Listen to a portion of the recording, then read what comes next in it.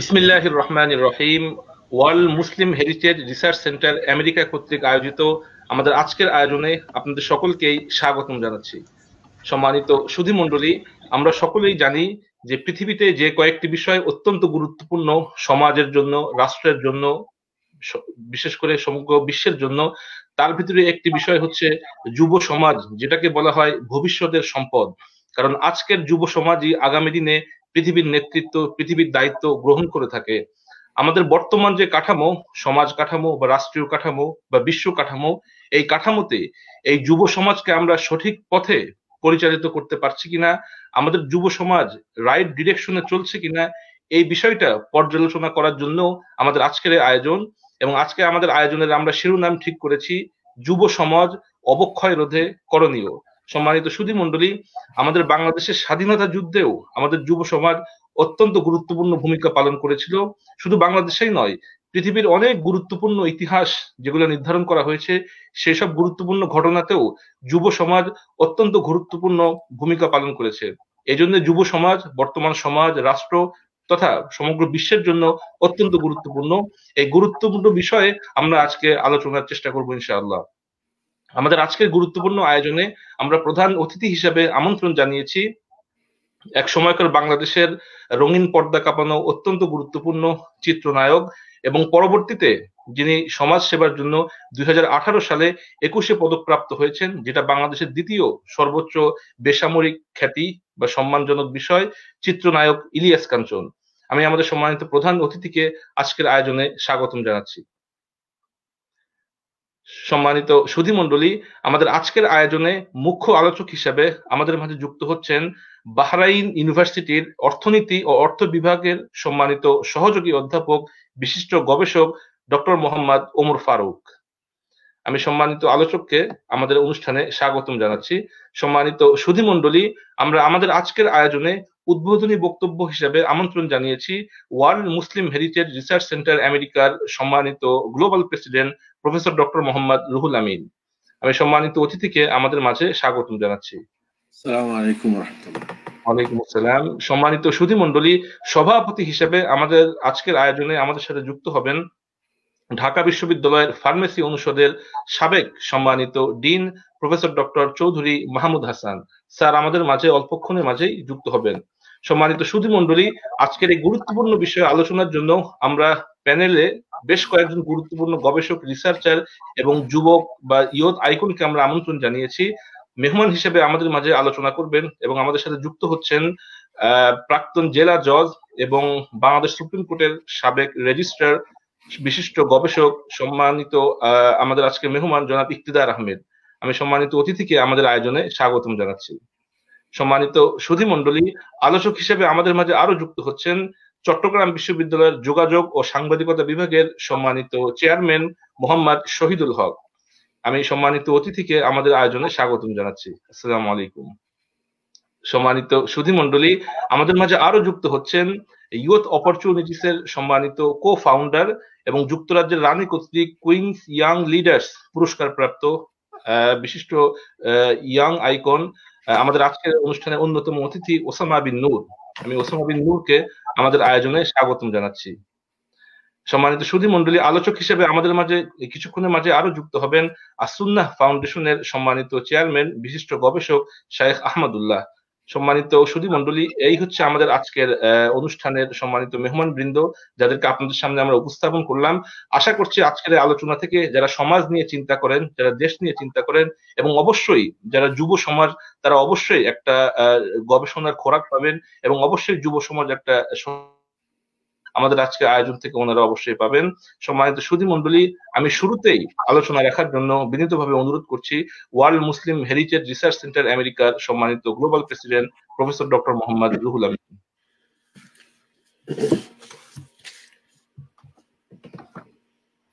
বিসমিল্লাহির রহমানির রহিম। World Muslim heritage research centre কর্তৃক আয়োজিত যুব সমাজ অবক্ষয় রোধে করণীয় শীর্ষক এই গুরুত্বপূর্ণ সেমিনারের সম্মানিত সভাপতি, বিশিষ্ট গবেষক, শিক্ষাবিদ প্রফেসর ডক্টর চৌধুরী মাহমুদ হাসান, আজকের সেমিনারের মান্যবর প্রধান অতিথি, নিরাপদ সড়ক চাইয়ের চেয়ারম্যান বিশিষ্ট মিডিয়া ব্যক্তিত্ব জনাব ইলিয়াস কাঞ্চন, সম্মানিত মুখ্য আলোচক ও বিজ্ঞ আলোচক মণ্ডলী, সম্মানিত মডারেটর স্নেহাস্পদ অ্যাডভোকেট খালেদ ইয়াহিয়া, দূরের এবং কাছের, দেশের ও প্রবাসের যে যেখান থেকেই আজকের এই প্রোগ্রামের সাথে যুক্ত হয়েছেন বা হবেন, তাদের সকলকে জানাচ্ছি world Muslim heritage research centre পক্ষ থেকে ফুলেল শুভেচ্ছা ও আন্তরিক অভিবাদন। সম্মানিত উপস্থিতি, our youth, our future. They are our future ambassador of our countries. They are our future leaders. কাজেই এই যুব সমাজ তথা এই ইউথ যারা আছে তাদেরকে যথাযথভাবে তৈরি করা, ইট ইজ আওয়ার রেসপন্সিবিলিটি। কিন্তু অত্যন্ত পরিতাপের সাথে বলতে হয়, আজ যেন জাতির ভবিষ্যতে কর্ণধারদের মাথায় পছন্দ ধরেছে। টেকনোলজির কারণে সমগ্র বিশ্ব একটি গ্লোবাল ভিলেজে পরিণত হওয়ায় সবকিছু যেন আমাদের হাতের মুঠোয় এনে দিয়েছে। সোশ্যাল মিডিয়া তথা সামাজিক যোগাযোগ মাধ্যম যেমন Facebook, Twitter, Google plus, Instagram, MySpace, YouTube এর পজিটিভ দিকগুলোর সাথে সাথে রয়েছে অনেকগুলো নেগেটিভ দিক। সোশ্যাল মিডিয়া এর মিস ইউজের মাধ্যমে আমাদের যুব সমাজ পড়ালেখা বাদ দিয়ে জড়িত হচ্ছে ইমোরালিটি তথা অনৈতিকতা, social crime, drug addiction, eve teasing ও রেপ তথা দর্শনের মতো জঘন্য অপরাধে। নৈতিক অবক্ষয়ে করে করে খাচ্ছে আমাদের ভবিষ্যৎ প্রজন্ম এই তরুণ যুব সমাজকে। যুব সমাজের অবক্ষয়ের একটি চিত্র আমি তুলে ধরছি ইউএস এর 2012 একটি জরিপে। সেখানে দেখানো হয়েছে প্রতি বছর ইউএসএ 12,000-এর অধিক মার্ডার সংঘটিত হয়। Over 2 million inmates, over 22.5 million drug addicted, over 90,000 rape case, যাদের ভিতরে 23% only reported case. Free mixing, boyfriend girlfriend ও লিভ টুগেদারের ফলে কুমারী মাতার সংখ্যা দিন দিন বেড়েই চলেছে। Out of 10, 6 female students physically sexually assaulted or harassed হয়ে থাকে, এবং স্কুলগুলোতে 40% যারা প্রি ম্যারিটাল সেক্সুয়াল রিলেশনের এক্সপেরিয়েন্স হচ্ছে। Over 86,000 same sex marriage registered, যদিও রেজিস্টার ছাড়া আরো আছে অনেক জায়গায় সেম সেক্স, এগুলো লেসবিয়ান, গে, এগুলোকে লিগালি পারমিট নাই, কিন্তু অধিকাংশ জায়গায় এগুলো পারমিটেড আছে অনেক স্টেট গুলোতে। তো এই যে এই একটা করুণ একটি অবস্থা, অলিখিত ভাবে এই অনৈতিকতা সয়লাভ সারা বিশ্ব ছড়িয়ে পড়ছে। ডিভোর্সের রেট মহামারীর ন্যায় জ্যামিতিক হারে বেড়েই চলেছে।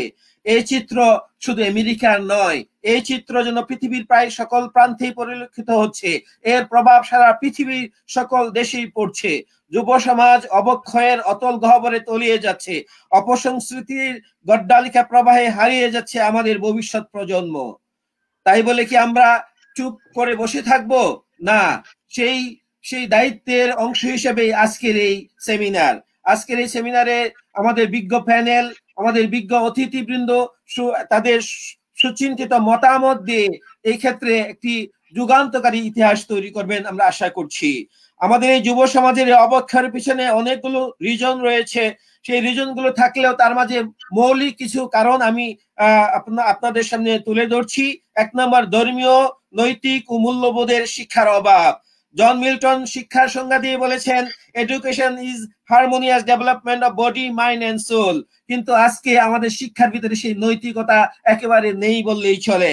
অ্যালবার্ট সিজার বলেছেন, there are 3 kinds of progress are significant: progress in knowledge and technology, progress in socialization, and progress in spirituality. The last one is the most important. এই ক্ষেত্রে একটি প্রবাদ আছে, if you teach your children 3 arts, reading, writing and arithmetic, and don't teach them the 4th art, that is religion, ethics and morality, then they are sure to become the 5th art, that is rascal. সম্মানিত উপস্থিতি, আজকে এই আমাদের যুব সমাজ যেন আজকে এই অপসংস্কৃতির অতল গহ্বরে তারা হারিয়ে যাচ্ছে। আমাদের যুব সমাজ সোশ্যাল মিডিয়া, ফেসবুক ইত্যাদি এবং ইন্টারনেটের প্রতি এত বেশি আসক্তি এসে গেছে, এমনকি কোথাও কখনো কখনো পর্নোর সাইটগুলো এবং তারা ভিজিট করছে। এবং ফেসবুকের 80% যারা আছেন ফেসবুক ব্যবহার করছেন তার হচ্ছে যুবক, যারা আমাদের ইয়াং, যে মোর দেন 1 বিলিয়ন যে ফেসবুকের যারা ফেসবুক চালাচ্ছে তাদের মধ্যে 80% হচ্ছে যুবক। এই যুবক যারা এই ফেসবুকের অতি আসক্তির কারণে তাদের সবকিছু যেন তারা লেখাপড়া থেকে শুরু করে কেরিয়ার সবকিছু তারা হারাতে বসেছে। পারিবারিক অশান্তি আরেকটি কারণ, বাবা মার ঝগড়া, ডিভোর্স, প্যারেন্টস এর সাথে প্যারেন্টস এর ঝগড়া, মা বাবার ঝগড়া ইত্যাদি। অশান্ত পরিবেশ দেখে সন্তান অনেক সময় ফ্রাস্ট্রেশনে থেকে তারা অনৈতিকতার দিকে তারা নিজেদেরকে ইনভলভ করছে। পিয়ার প্রেসার একটি অন্যতম গুরুত্বপূর্ণ কারণ, যে অসৎ সাহচর্য, সোহবতে সালেহ তোরা সালেহ কুনান ওয়া সোহবতে তালেহ তোরা তালেহ কুনান, সৎসঙ্গে স্বর্গবাস, অসৎ সঙ্গে সর্বনাশ। সেই এই পিয়ার প্রেসারটা আজকে সারা পৃথিবীতে একটি নতুন মহামারী হিসেবে, সমস্যা হিসেবে দেখা দিয়েছে। অবাধ মেলামেশা, ফ্রি মিক্সিং, আকাশ সংস্কৃতি তথা অপসংস্কৃতির সয়লাভ, শিক্ষাঙ্গনের অরাজকতা, সেশন জট, লেজুর ভিত্তিক রাজনীতি, রাজনৈতিক ফায়দা লাভে যুব সমাজকে অপব্যবহার, মিসইউজ, বেকারত্ব, মাদকাসক্তি এবং যথাসময়ে ছেলে মেয়েদের বিয়ে না দেওয়া, এটিও আরেকটি অবক্ষয়ের অন্যতম কারণ। তো এই ক্ষেত্রে যে প্রতিকারের যে উপায়গুলো আজকে আমাদের বিজ্ঞ আলোচক যারা আছেন, মেহমানরা বলবেন, আমি সংক্ষিপ্ত দু একটি পয়েন্ট বলে শেষ করছি। পারিবারিকভাবে মূল্যবোধের প্রশিক্ষণ দিতে হবে, এবং হযরত আলী রাদিয়াল্লাহু তাআলা বলেছেন যে first 7 years you have to play with kids, এবং second 7 years educate them morality, basic and fundamental Islamic or religious teaching, যে ধর্মে আছে তার রিলিজিয়াস টিচিং সে শিক্ষা দিবে। এবং third 7 years be friend, behave like friend. এই 21 year যদি কেউ এভাবে কাটাতে পারে সন্তানের সাথে, কলম্বিয়া ইউনিভার্সিটির গবেষণায় দেখা গিয়েছে, তাহলে এই সন্তান সেই অবক্ষয় থেকে 100% নিরাপদ থাকবে, 99% এবং 1% সম্ভাবনা থাকবে শুধু অবক্ষয়ের। আরেকটি বিষয়, যে অবাধ ইন্টারনেটকে আমাদের নিয়ন্ত্রিত করতে হবে, এবং প্যারেন্ট যারা আছে আমাদের যুব সমাজকে তাদেরকে কন্ট্রোল, এই প্যারেন্টাল কন্ট্রোলের মাধ্যমে সেগুলো নিয়ন্ত্রণ করতে হবে। শিক্ষাঙ্গনের সাধারণ শিক্ষার সাথে সাথে মোরাল শিক্ষার ব্যবস্থা করতে হবে। ছাত্রদের লেজুর ভিত্তিক রাজনীতি পরিহার করতে হবে। ছাত্রছাত্রীদের বেকারত্ব দূরীকরণ ও দারিদ্র বিমোচনের জন্য নতুন কর্মসূচি দিতে হবে। অপসংস্কৃতি ও আকাশ সংস্কৃতিকে নিয়ন্ত্রণ করতে হবে। স্মার্টফোনের রেস্ট্রিকশন থাকতে হবে, এবং বিয়েকে সহজ করতে হবে। এবং সর্বোপরি গড কনসিয়াসনেস তথা ঈশ্বর তথা আল্লাহর উপর বিশ্বাস এবং পরকালের যে জবাবদিহিতার সেই ভয় তৈরি করতে হবে। এবং ক্রাইম তথা হত্যা, দর্শন, নেশা, মাদকতা ইত্যাদি আইনের আওতায় এনে এর উপযুক্ত বিচার নিশ্চিত করে দৃষ্টান্তমূলক বিচার করতে হবে, যাতে করে যুব সমাজ এইগুলোর সাথে ইনভলভ না হয়।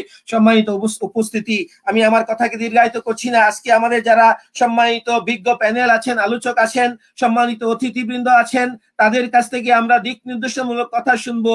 আমি ওয়ার্ল্ড হেরিটেজ রিসার্চ সেন্টারের পক্ষ থেকে সকলকে আন্তরিকভাবে মুবারকবাদ জানাচ্ছি। আপনাদের সময়, আপনাদের এফোর্টস এবং কন্ট্রিবিউশনের জন্য আমি আপনাদের আবারও ধন্যবাদ জানিয়ে আমার এই স্বাগত বক্তব্য এখানে শেষ করছি।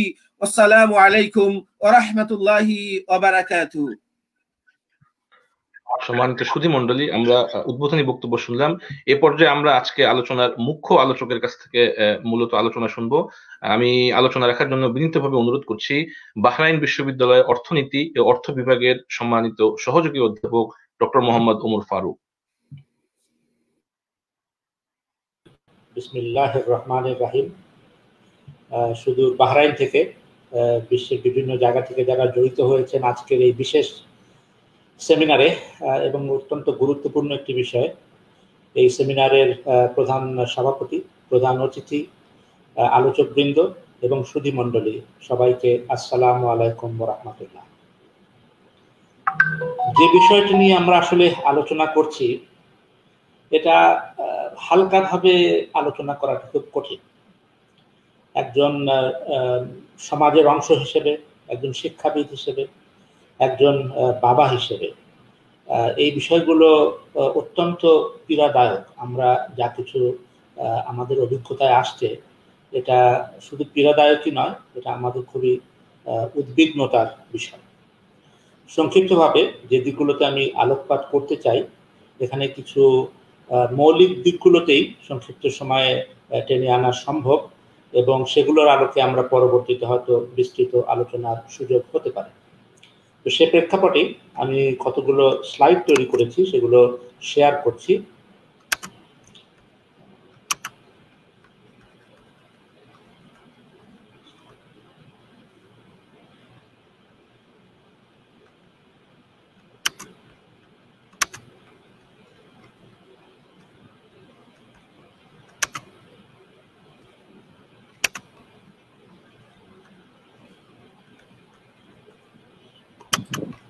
আমরা দেখতে পাচ্ছি না। আপনি কি এক মিনিট, এটা আমরা দেখতে পাচ্ছি। পেয়েছি, হ্যাঁ স্লাইডগুলো দেখতে পাচ্ছেন? জি দেখা যাচ্ছে, জি জি। ওকে, তো আমি আসলে শুরু করতে চাই যে এই স্লাইডটার থিমটাতে একটা বাগানের একটা থিম আছে, আপনাদের সে ব্যাপারে দৃষ্টি আকর্ষণ করছি। কারণ আমরা পৃথিবীর যে কোনো অংশেরই অংশ হই, আমরা সবাই একটা সুস্থ, উন্নতিশীল, সুষম সমাজের স্বপ্ন দেখি। এটা কিন্তু ইউনিভার্সাল, সার্বজনীন, আমরা সবাই এটা দেখি। এমনকি আমাদের বাংলাদেশের প্রেক্ষাপটে একটা অন্যতম উদ্দীপনামূলক বিষয় ছিল যে আমরা একটি ফুলকে বাঁচাবো বলে যুদ্ধ করি, আমাদের যেন একটা ফুলও মরে না যায় সেজন্য আমাদের সংগ্রাম ছিল। আর আমরা যদি বিশেষ ধর্মাবলম্বী হই, যেমন আমরা মুসলিম বা অন্য কেউ হলে, তাহলেও আমরা একটি বিশেষ বাগিচার স্বপ্ন দেখি, জান্নাত, যেটা আমাদের অনন্তকালের আবাস এবং সেখানে আমাদের সবারই পৌঁছানোর বাসনা এবং সংকল্প আছে। তারই প্রেক্ষাপটে আমরা যদি এই যে স্বপ্নটা আমরা ধারণ করি, একটি সুস্থ, সুষম, ভারসাম্যপূর্ণ সমাজ, সেখানে তিনটি জিনিস মৌলিকভাবে গুরুত্বপূর্ণ, যেটা মানবিক মূল্যবোধের সঙ্গে জড়িত। এটা হচ্ছে জীবনের নিরাপত্তা, সম্মানের নিরাপত্তা এবং মালের নিরাপত্তা। আমরা দেখতে পাচ্ছি যে সামাজিক দিক থেকে আমাদের তিনটি দিকেই আমরা বিপর্যস্ত, এবং সেই বিপর্যয়ের সবচেয়ে প্রাসঙ্গিক দৃষ্টান্তটাই হচ্ছে আমাদের যুব সমাজ। এবং যুব সমাজ সম্পর্কে আমরা যে অবক্ষয়ের কথা বলছি, এটাকে আলাদাভাবে দেখার সুযোগ নেই এ কারণে যে আসলে তারা সমাজের যে চলমান ধারা সেটারই প্রতিফলন, এবং তারই আলোকে আমরা দেখি যে অনৈতিকতার বিষবাষ্প রন্ধ্রে রন্ধ্রে ছড়িয়ে পড়েছে, এবং তার মধ্যে তরুণ এবং যুব সমাজ, যাদেরকে আমরা ভবিষ্যতের নেতৃত্ব হিসাবে দেখি, তার মধ্যে তো আরো ব্যাপকভাবে ছড়িয়েছে। কিন্তু যেটা আমি বললাম যে যুব সমাজের এই ব্যাধি আমাদের সামগ্রিক দুরবস্থার প্রতিফলন, এটা বিচ্ছিন্ন কিছু নয়। সেটা আমরা মাদকাসক্তি বলি বা ড্রাগস, অসামাজিকতা বা অশ্লীলতা, চাঁদাবাজি বা অস্ত্রবাজি, চুরি, ডাকাতি, ছিনতাই, খুন, সহিংসতা, আমরা কোনো কিছুতেই যেন পিছিয়ে পড়ে নেই। আর বিভিন্ন ক্ষেত্রে আমাদের যে সেকুলার যারা আছেন, তাদের মধ্যে অনেকেই হয়তো ধর্ম বিরোধীও হতে পারেন, সেই সাংস্কৃতিক অঙ্গনও মারাত্মকভাবে নেতিবাচক ভূমিকা পালন করছে এই সমস্ত অবক্ষয়ের প্রতি। কিন্তু এই আলোচনায় আমরা দেখব যেটা শুধু তারা নয়, আমরা যারা ধর্মীয় দিক থেকে বিভিন্ন বিষয় দেখি, আমাদেরও অনেক মৌলিক ব্যর্থতা রয়েছে। এখানে এটা প্রণিধানযোগ্য যে সামগ্রিকভাবে মানুষ এবং সৃষ্টি জগতের অন্যান্য প্রজাতির মাঝে কিছু মৌলিক পার্থক্য আছে, এবং সেটা কিন্তু শুধু দৈহিক বা বাহ্যিক দিক থেকে নয়, বরং পার্থক্যের মধ্যে রয়েছে আমাদের বিশেষ বোধশক্তি এবং বিবেক। আমরা যদি সমাজ হিসেবে সেই বোধশক্তি এবং বিবেককে জাগ্রত করতে না পারি, তাহলে শুধু দৈহিক বা বাহ্যিক থেকে আমরা যা কিছু ধারণ করি, তার ফলাফলটা কিভাবে হবে সেটা আমরা দেখতে পাচ্ছি। সেজন্যই সামাজিক প্রাণী হিসেবে মানব প্রজাতির মধ্যে যে সভ্যতা ধারণ এবং বিকশিত হয়, তাতে কিন্তু এই বোধশক্তি এবং বিবেক মূল্যবোধের গুরুত্ব একেবারেই কেন্দ্রীয়, সেন্ট্রাল। কিন্তু বাস্তবতা হচ্ছে এই যে সেই বোধশক্তি, কমন সেন্স, বিবেক মূল্যবোধ, নৈতিকতা, সেগুলোর যেন কবর রচনা হয়েছে অথবা রচনা হয়ে চলেছে, এটা খুবই উদ্বিগ্নজনক এবং পীড়াদায়ক। এক্ষেত্রেই আমরা যারা ধর্মীয় দিক থেকে বিভিন্ন বিষয়কে দেখি, আমরা যেমন দাবি করে থাকি যে আমরা মুসলিম দেশ, মুসলিম কান্ট্রি, যদিও আমি ব্যক্তিগতভাবে এই পরিভাষাটা ব্যবহার করি না, বরং মুসলিম সংখ্যাগরিষ্ঠ দেশ বলেই লিখি। সে আলোচনায় আমরা অন্য জায়গায় করতে পারি যে কেন সেটা হওয়া উচিত। কিন্তু মুসলিম দেশ বা মুসলিম সংখ্যাগরিষ্ঠ দেশ, তার পার্থক্য যাই হোক, বাস্তবতা হচ্ছে এই যে আমাদের মধ্যে এই যে ঈমান ইবাদত নিয়ে যা কিছু আমরা কথাবার্তা বলি বা ধারণ করি, তার সঙ্গে আখলাক বা নৈতিকতার যে অনিবার্য সংযোগ, সেটা কিন্তু এখন বিচ্ছিন্ন হয়ে পড়েছে। আমাদের মধ্যে প্রচুর মানুষ আছে যারা বাহ্যিকতায় দেখা যাচ্ছে, তাদের পোশাকে, লেবাসে, তাদের দাড়িতে, তাদের বিভিন্ন ধরনের যে বাহ্যিকতা আছে, সেগুলোতে মানুষের অভাব নেই। মসজিদেও মানে লোক ধারণের জায়গা হয় না, উপচে পড়ছে। কিন্তু আমরা দেখতে পাচ্ছি এগুলোর সমান্তরালেই আমাদের যে নৈতিকতা বা আখলাক, সেটার সঙ্গে আমরা যেন সংযোগহীন হয়ে পড়েছি। সে কারণেই অন্যদের দোষ দিয়ে লাভ নেই। যারা ধর্মপ্রাণ, তাদের বাহ্যিকতা আর লেভেলের আতিশয্যে ইসলামের যে সারবস্তু এবং স্পিরিট, যা জীবনের ইতিবাচক একটা উদ্দীপনা জাগায়, যেখানে ভালো হওয়ার একটা প্রেরণা জাগায়, যেখানে সবার সঙ্গে মিলেমিশে সুন্দরভাবে থাকার একটা দৃষ্টান্ত তৈরি করে, সেই সারবস্তু এবং স্পিরিটটা যেন আমরা হারিয়ে বসেছি। সেই জন্যই জীবনের মূল্য এবং মর্যাদা, এই জিনিসটাই যে আমাদের মৌলিক মূল্যবোধের অংশ, সেটা আমাদেরকে বুঝতে হবে। আর সেজন্যই জীবনটা আমাদের সৃষ্টিকর্তার সবচেয়ে বড় নিয়ামত, আর সে কারণেই আমাদের জন্য বড় আমানত। আমাদের নিজের জীবনের মূল্য বোঝা, এবং সেই কারণেই মূল্য বুঝলে আমরা এটাকে গড্ডালিকা প্রভাবে ভাসিয়ে দিয়ে এটাকে নষ্ট করব না। সে কারণেই তার যথার্থ মূল্যায়ন গুরুত্বপূর্ণ। আমাদের নিজেদের জীবন যে মূল্য আছে, এটার যে শুধু এই জীবন, এই দুনিয়াতে নয়, তার বাইরেও এর যে বাস্তবতা থাকবে, আমরা মরে গেলেই সব শেষ হয়ে যাবে না, সেই জীবনের যে সার্বিক মূল্যায়ন এবং বাস্তবতা ধারণ, সেটা কিন্তু আমরা অনেক অংশেই হারিয়ে ফেলছি। সেজন্যই নিজেদের জীবনের অপ্রয়োজনীয় ক্ষতিকে নিজেদের আত্মার উপর জুলুম হিসেবে আমাদের শেখানো হয়েছে, আল্লাহ তাআলা আখ্যায়িত করেছেন। এবং শুধু অন্যের উপর জুলুম তো দূরের কথা, নিজেদের আত্মার উপর জুলুমের ব্যাপারেও সচেতন হতে বলেছেন। কিন্তু আমরা যেমন অন্যদের উপর জুলুমবাজি করতে এখন আমরা অনেক অভ্যস্ত হয়ে গেছি, আর নিজের আত্মার উপর জুলুম করার ব্যাপারে তো আমরা অনেক অসচেতন হয়ে পড়েছি, সেটাই বাস্তবতা। আর একই কারণে আমরা দেখি যে অন্যদের জীবনের প্রতিও সমান মর্যাদা দিতে ইসলাম শেখায়। কারো জীবন বাঁচানো যেমন সমগ্র মানবতার জীবনই সংরক্ষণ করা, আর বিনা বা অন্যায্য কারণে জীবন নেয়া যেন সমগ্র মানবতাকেই হত্যা করা, এটা যেমন সূরা আল মাইদাতে 32 নম্বর আয়াতে এসেছে। এগুলো যেন আমাদের কাছে এখন অনেক দূরবর্তী বিষয় মনে হয়। কত সহজে আমরা মানুষের জীবন নিয়ে ফেলতে পারি, কত সহজে আমরা খুন খারাপি, সহিংসতায় জড়িয়ে যেতে পারি, কত সহজে আমরা একে অপরের প্রতি মানে জুলুম করতে পারি। এটা যেন আমাদের অনেকটা সহজাত হয়ে যাচ্ছে, যেটা হওয়ার কথা নয়। সে কারণেই আমাদের ইসলামের দিক থেকে যদি আমরা দেখি, আমাদেরকে বুঝতে হবে যেখানে তাকওয়া এবং আইনের একটা মৌলিক সংযোগ রয়েছে, সেটা আমাদের বুঝতে হবে। তবে এ প্রসঙ্গে যেহেতু আমাদের যে উদ্বোধনী বক্তব্যে যে কথাটা এসেছে, তার আলোকে আমাকে একটু মন্তব্য করে নিতে হচ্ছে চিন্তার খোরাক হিসাবে।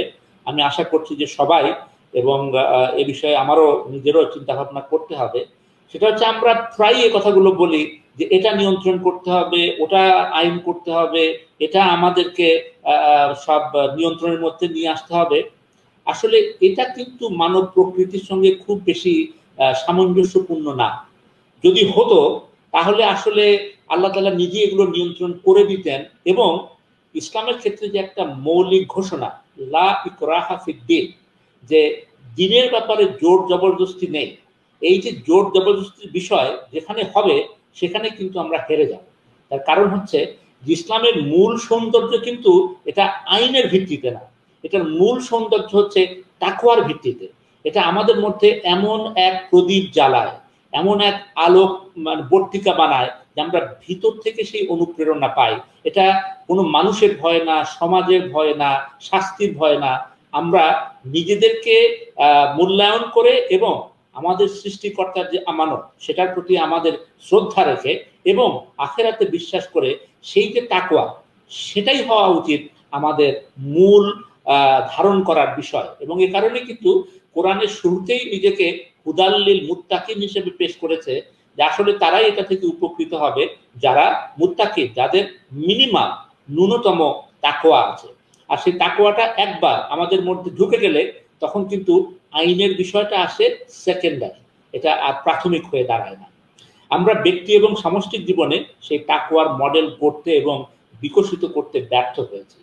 এই তাকওয়ার মডেলটাই কিন্তু আমরা পেয়েছিলাম জাহেলিয়াতের যুগে, যে সেখানে নৈতিকতার সয়লাভ ছিল, সেখানে অনেক খারাপই হতো, কিন্তু এমন একটা সমাজকে যারা হানাহানিতে লিপ্ত ছিল, যারা অনৈতিকতায় অশ্লীলতায় লিপ্ত ছিল, যাদের মধ্যে মাদকাসক্তিও ছিল, তাদেরকে কিভাবে দৃষ্টান্ত দেওয়ার মাধ্যমে একটা মানে পচিত গলিত সমাজ থেকে কেমন একটা উন্নত নৈতিকতাপূর্ণ সমাজে রাসূলুল্লাহ ইসলাম যে দৃষ্টান্ত স্থাপন করলেন, এটা আমাদেরকে কিন্তু নতুনভাবে আবার মূল্যায়ন করার প্রয়োজন রয়েছে।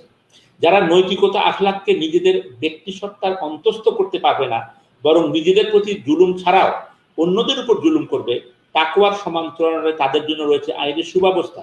কারণ সবাই তাকওয়ার মাধ্যমেই পরিচালিত হবে এমন নয়, যারা তার মাধ্যমে হবে না তাদের জন্য আইনের সুব্যবস্থা রয়েছে, কিন্তু সেটাই কিন্তু একটা সমাজের মুখ্য নিয়ন্ত্রক নয়। আপনারা জানেন যে যে সমস্ত জায়গায় আইন আছে, কিন্তু দেখা যায় যে মানুষ যেটা করতে চায় সেটা যদি করার ব্যাপারে দৃঢ় সংকল্প হয়, তাহলে শাস্তিরও ধার ধারে না, আইনেরও ধার ধারে না। সুতরাং আমাদের মূল ফোকাসটা কিন্তু আবার সেই তাকওয়ার বাগান রচনায় মনোযোগ দিতে হবে। ইসলাম শাস্তির ভিত্তিতে সমাজ গড়ায় প্রাথমিক গুরুত্ব দেয় না, কিন্তু যেখানে শাস্তির প্রয়োজন এবং প্রাসঙ্গিকতা, সেখানে শাস্তিকে কঠোর এবং দৃষ্টান্তমূলক করেছে। যেখানে আইনের সংযুক্তা চলে আসে, যে আমরা দেখি আমাদের আইন হয়তো যদি সেকুলার দৃষ্টিতে যেটা আছে তার প্রয়োগ নেই, দেখা যায় যে সেগুলোর মাধ্যমে মানুষ বা যারা অপরাধ করছে তারা আরো উৎসাহিত হচ্ছে, কারণ এগুলো শাস্তির বিধানগুলো হচ্ছে না। যদিও আইনটাই মুখ্য নয়, কিন্তু যেখানে আইনের এ ধরনের অপপ্রয়োগ বা অপ্রয়োগ রয়েছে, সেখানে এ ধরনের ব্যর্থতা আসা স্বাভাবিক। আমাদের ব্যর্থতা তাকওয়া ধারণে, আমাদের ব্যর্থতা আইনের অঙ্গনেও, এবং তার ফলাফল আমরা এখন দেখতে পাচ্ছি যে সমাজ কিভাবে তার মূল্য দিচ্ছে। আমাদের নৈতিক অবক্ষয় আর সুশাসনের অনুপস্থিতির সাথে মৌলিক সংযোগ রয়েছে। যেমন আমাদের দেহের অনেক অঙ্গ প্রত্যঙ্গ আছে যা বিকল হলে বা হারালেও আমরা সচল বা বেঁচে থাকতে পারি, কিন্তু যদি মস্তিষ্কে সমস্যা হয়, তা যদি পচে বা বিকল হয়ে যায়, তাহলে কিন্তু আমাদের স্বাভাবিকতা আর থাকে না। আমাদের সমস্যা এখন মাথায়, সর্বপর্যায়ের নেতৃত্বে, এবং দুঃখজনক কিন্তু বাস্তবতা যে ধর্মীয় নেতৃত্বেও আমাদের সমস্যা। এরকম অবস্থায় প্রাসঙ্গিক অঙ্গনগুলোতে মৌলিক পরিবর্তন না এলে বা না আনতে পারলে এখনই সময়টা অন্ধকার, সামনে আলোর নিশানা পাওয়া মুশকিল বা দেখা মুশকিল। এখানে অনুকরণীয় দৃষ্টান্তের অভাব। আমাদের জাতীয় পর্যায়ে, রাজনৈতিক, সামাজিক পর্যায়ে যা প্রয়োজন তার উল্টোটাই আছে। আমাদের ধর্মীয় অঙ্গন এখন আত্মঘাতী ভূমিকা এবং সংস্কৃতির মধ্যে বাধা পড়ে আছে। একদিকে আমাদের ওলামা আকীদার অরণ্যে আছে, আর অন্যদিকে হয় তারা দুনিয়া বিমুখীনতা একদিকে, অথবা দুনিয়া মুখীনতার ফাঁদে পড়ে আছেন, আর আপামর জনসাধারণের আস্থা অর্জন এবং ধারণ করতে পারছেন না। ইসলাম তো সেই ইসলাম এখনো আছে, যেটা কোরআনের ইসলাম, যেটা নবীজির ইসলাম, কিন্তু যারা আজকে এই ধর্মীয় চেতনা এবং ধর্মীয় যে প্রতীকের যারা ধারণ করে, তাদের মধ্যে আসলে মানুষের খুব একটা আস্থা নাই সামগ্রিকভাবে। এখন ব্রিটিশ এবং পাকিস্তানি ও উপনিবেশদের আর দোষ দেওয়ার উপায় নাই, কারণ আমরা এখন স্বাধীন। আমাদের যা কিছু পদস্খলন, অবক্ষয়, তার দায় দায়িত্ব আমাদেরকেই নিতে হবে। এখানে যদি আমরা সংক্ষিপ্তভাবে কিছু করণীয় বিষয় দেখি, সেটা হচ্ছে যে আমাদের এখন ঈমান আকীদার পাশাপাশি নৈতিকতা এবং আখলাকের দিকে অধিকতর জোর দিতে হবে। আমরা দেখব যে মানুষ নামাজ পড়ছে কিন্তু ঘুষ খাচ্ছে, নামাজ পড়ছে কিন্তু সেখানে অন্যান্য যে সমস্ত অসামাজিকতা আছে সেগুলোর প্রতি তারা জড়িয়ে পড়ছে। তারা অন্য বাকি সব দিকে যে ধর্মের সঙ্গে যে আমল এবং আখলাকের যে সম্পর্ক, সেটা সংযোগহীন করে ফেলেছে। আমাদের খুতবা ওয়াজ এসব বিষয়ে আপনারা যদি দেখেন, সেখানে একে অপরের প্রতি যেই ধরনের সম্মানিত আলোচক একটু যদি সংক্ষিপ্ত করেন, 2 মিনিটের ভিতরে শেষ করেন, তাহলে সুবিধা হবে। যে সমস্ত বিষয় হয় আমরা দেখি যে এখানে কিন্তু একটা মারাত্মক নৈতিক একটা অনৈতিকতার প্রতিফলন দেখা যায়। সে কারণেই পরিবার, প্রতিষ্ঠান, রাষ্ট্র সবগুলোর প্রতি আমাদের দেখতে হবে যে আখলাকের দিকে যেন আমরা জোর দিই। সামাজিক পরিবর্তন এবং সংস্কারের পথে বৃহত্তর পর্যায়ে, একেবারে সর্বোচ্চ পর্যায়ে আখলাকের উপর জোর দিতে হবে, এবং ধর্মীয় নেতৃত্ব সহ নেতৃত্বের সর্বপর্যায়ে আখলাকের প্রাথমিকতাকে ধারণ করতে হবে এবং কার্যকরী করতে হবে, শুধু বাহ্যিকতা নয়, শুধু মসজিদে যাওয়া নয়, নৈতিকতার দিকে গুরুত্ব দিতে হবে। আর সর্বশেষ যেটা বলার সেটা হচ্ছে যে তাকওয়ার যেমন ধারণ করতে হবে, তেমনি আইনের অনুশাসনটা আমাদেরকে আনতে হবে, এবং না আসে তাহলে যাদের মাধ্যমে পরিবর্তন হলে এই জিনিসগুলো করা সম্ভব, সেই পরিবর্তনেরও প্রয়োজন আছে। আর তা যদি আমরা করি তাহলে শুধু যুব সমাজ নয়, যুব সমাজকে যারা দৃষ্টান্ত রাখছেন তাদের জন্য, যাদের উপরে শিক্ষা ব্যবস্থার মাধ্যমে তারা প্রভাব রাখছেন, সাংস্কৃতিক অঙ্গনে প্রভাব রাখছেন, এই সবগুলোই দৃষ্টান্তের মাধ্যমে, প্রাতিষ্ঠানিক পরিবর্তনের মাধ্যমে, আইনের অনুশাসনের মাধ্যমে আমরা সেই বিকৃতি থেকে বের হয়ে আসতে পারি, যদি আমরা সবাই একসঙ্গে এ ব্যাপারে কাজ করি। আসসালামু আলাইকুম ওয়া রাহমাতুল্লাহ। অত্যন্ত চমৎকার আলোচনা করলেন আজকের অনুষ্ঠানের সম্মানিত মুখ্য আলোচক ডক্টর মোহাম্মদ ওমর ফারুক। সম্মানিত সুধী মণ্ডলী, আমরা এ পর্যায়ে আমাদের প্যানেল স্পিকারদের কাছে চলে যাব। এতক্ষণ পর্যন্ত উদ্বোধনী বক্তব্য এবং মুখ্য আলোচকের যে বক্তব্য হলো, এর পরিপ্রেক্ষিতে এখন আমরা আলোচনার জন্য যাব প্রাক্তন জেলা জজ, বাংলাদেশ সুপ্রিম কোর্টের প্রাক্তন রেজিস্ট্রার জনাব ইফতেখার আহমেদ। ওনার আলোচনার মূল বিষয়টা হবে, যেহেতু আইনের বেশ কয়েকটা থিওরি আছে, সেই থিওরির আলোকে আইন ব্যবস্থা একটা সমাজের অবক্ষয় রোধে সামগ্রিকভাবে কতটুকু ভূমিকা পালন করতে পারে, এবং স্পেসিফিক ভাবে বাংলাদেশের প্রচলিত আইনি কাঠামো ও এর প্রয়োগ যুব সমাজের অবক্ষয় রোধে কতটুকু ভূমিকা পালন করতে পারছে, এই বিষয়ে আলোচনা রাখার জন্য অনুরোধ করছি জনাব ইফতেখার আহমেদ। ধন্যবাদ খালেদ ইয়াহিয়া। আমি আমাদের যে আজকে মুখ্য আলোচক, উনি অত্যন্ত জ্ঞানগর্ভ এবং প্রাণবন্ত আলোচনা করেছেন।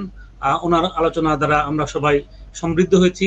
তাছাড়া যে আমাদের যিনি আজকে হলো যে প্রারম্ভিক বক্তব্য দিয়েছেন ডক্টর রুহুল আমিন সাহেব, উনিও জ্ঞানগর্ভ আলোচনা করেছেন। আমি ওনাদের উভয়কেই এই জ্ঞানগর্ভ আলোচনার জন্য কৃতজ্ঞতা জানাচ্ছি এবং ধন্যবাদ জানাচ্ছি। তো আজকের যে আমাদের আলোচনার বিষয়, এটা আমাদের যে বর্তমান যে সমাজ ব্যবস্থা বা আমাদের যে রাষ্ট্র ব্যবস্থা, এটার ক্ষেত্রে কিন্তু অত্যন্ত প্রাসঙ্গিক। এখন আপনার যে যুব সমাজের অবক্ষয়ে করণীয় এবং আমাদের যে রাষ্ট্রের যে বর্তমান যে আইন ব্যবস্থা, এই বিষয়ে বা আমাদের যে বিচার ব্যবস্থা, এই বিষয়ে আলোকপাত করার জন্য আমাকে খালেদ ইয়াহিয়া অনুরোধ করেছেন। তো আমাদেরকে প্রথমেই দেখতে হবে যে আমাদের যে যুব সমাজ, এরাই কিন্তু আমাদের হলো আগামী দিনে আমাদের সমাজের এবং আমাদের রাষ্ট্রের এবং আমাদের দেশের কিন্তু এরাই ভবিষ্যৎ। এই যুব সমাজ যদি আমাদের সমাজকে, আমাদের দেশকে বা আমাদের রাষ্ট্রকে যদি সঠিক নেতৃত্ব দিতে হয়, তাহলে তাদের মধ্যে যেটি সর্বাগ্রে লালনের প্রয়োজন, সেটা হলো নীতি, নৈতিকতা, মূল্যবোধ এবং বিবেক।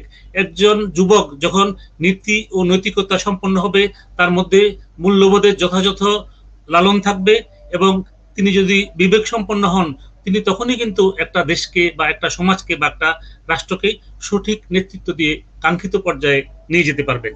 এবং আমাদের যুবকদের অবস্থান হতে হবে সত্যের সপক্ষে এবং অন্যায়ের বিপক্ষে।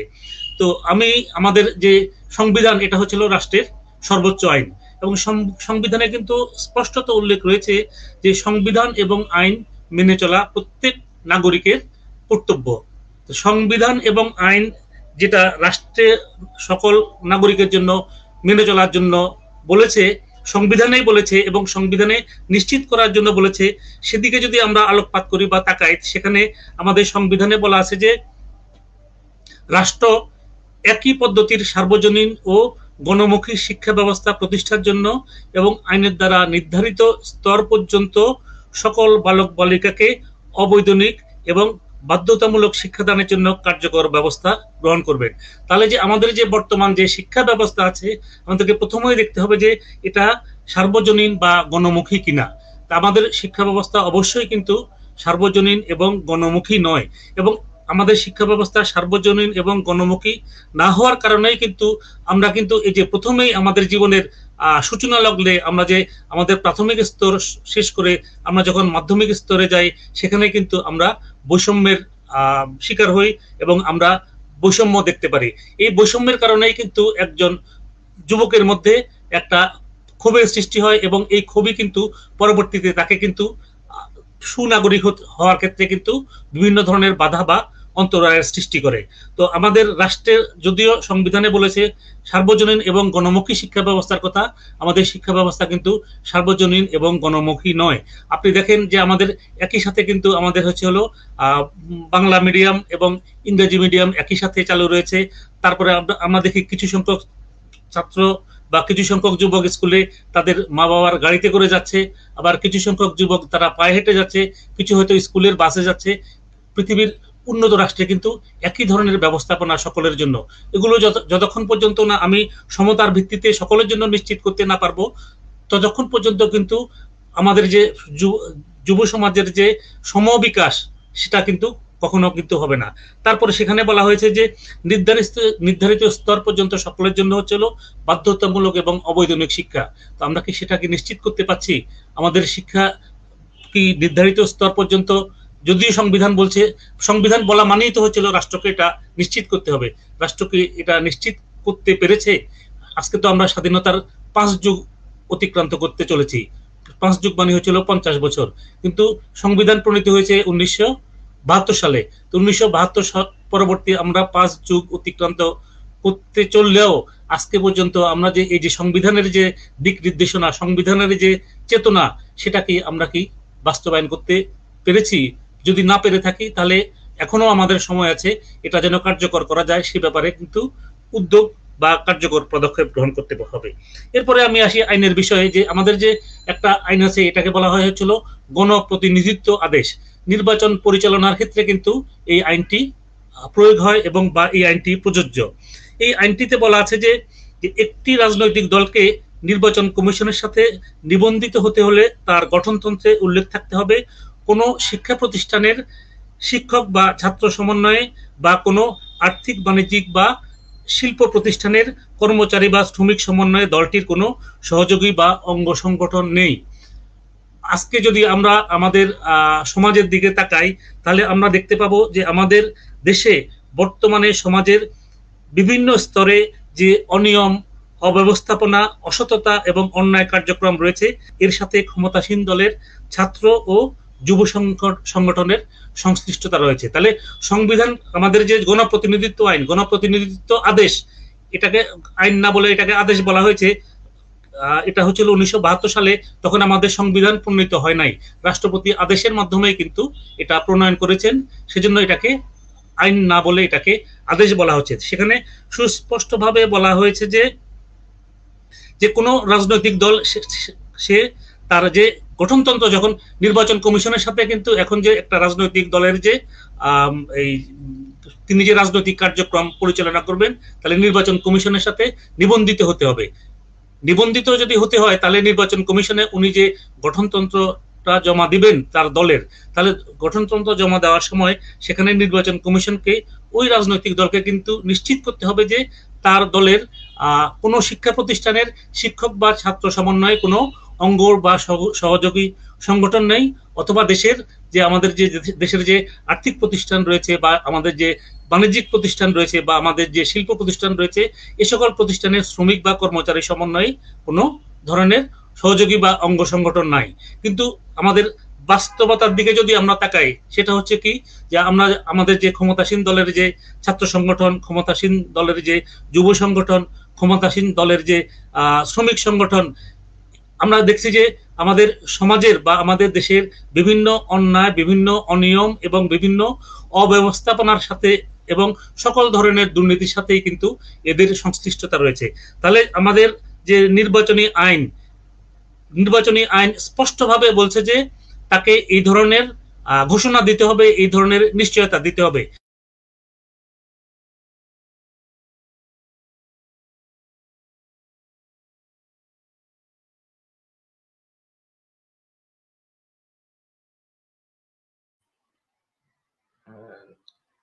যান্ত্রিক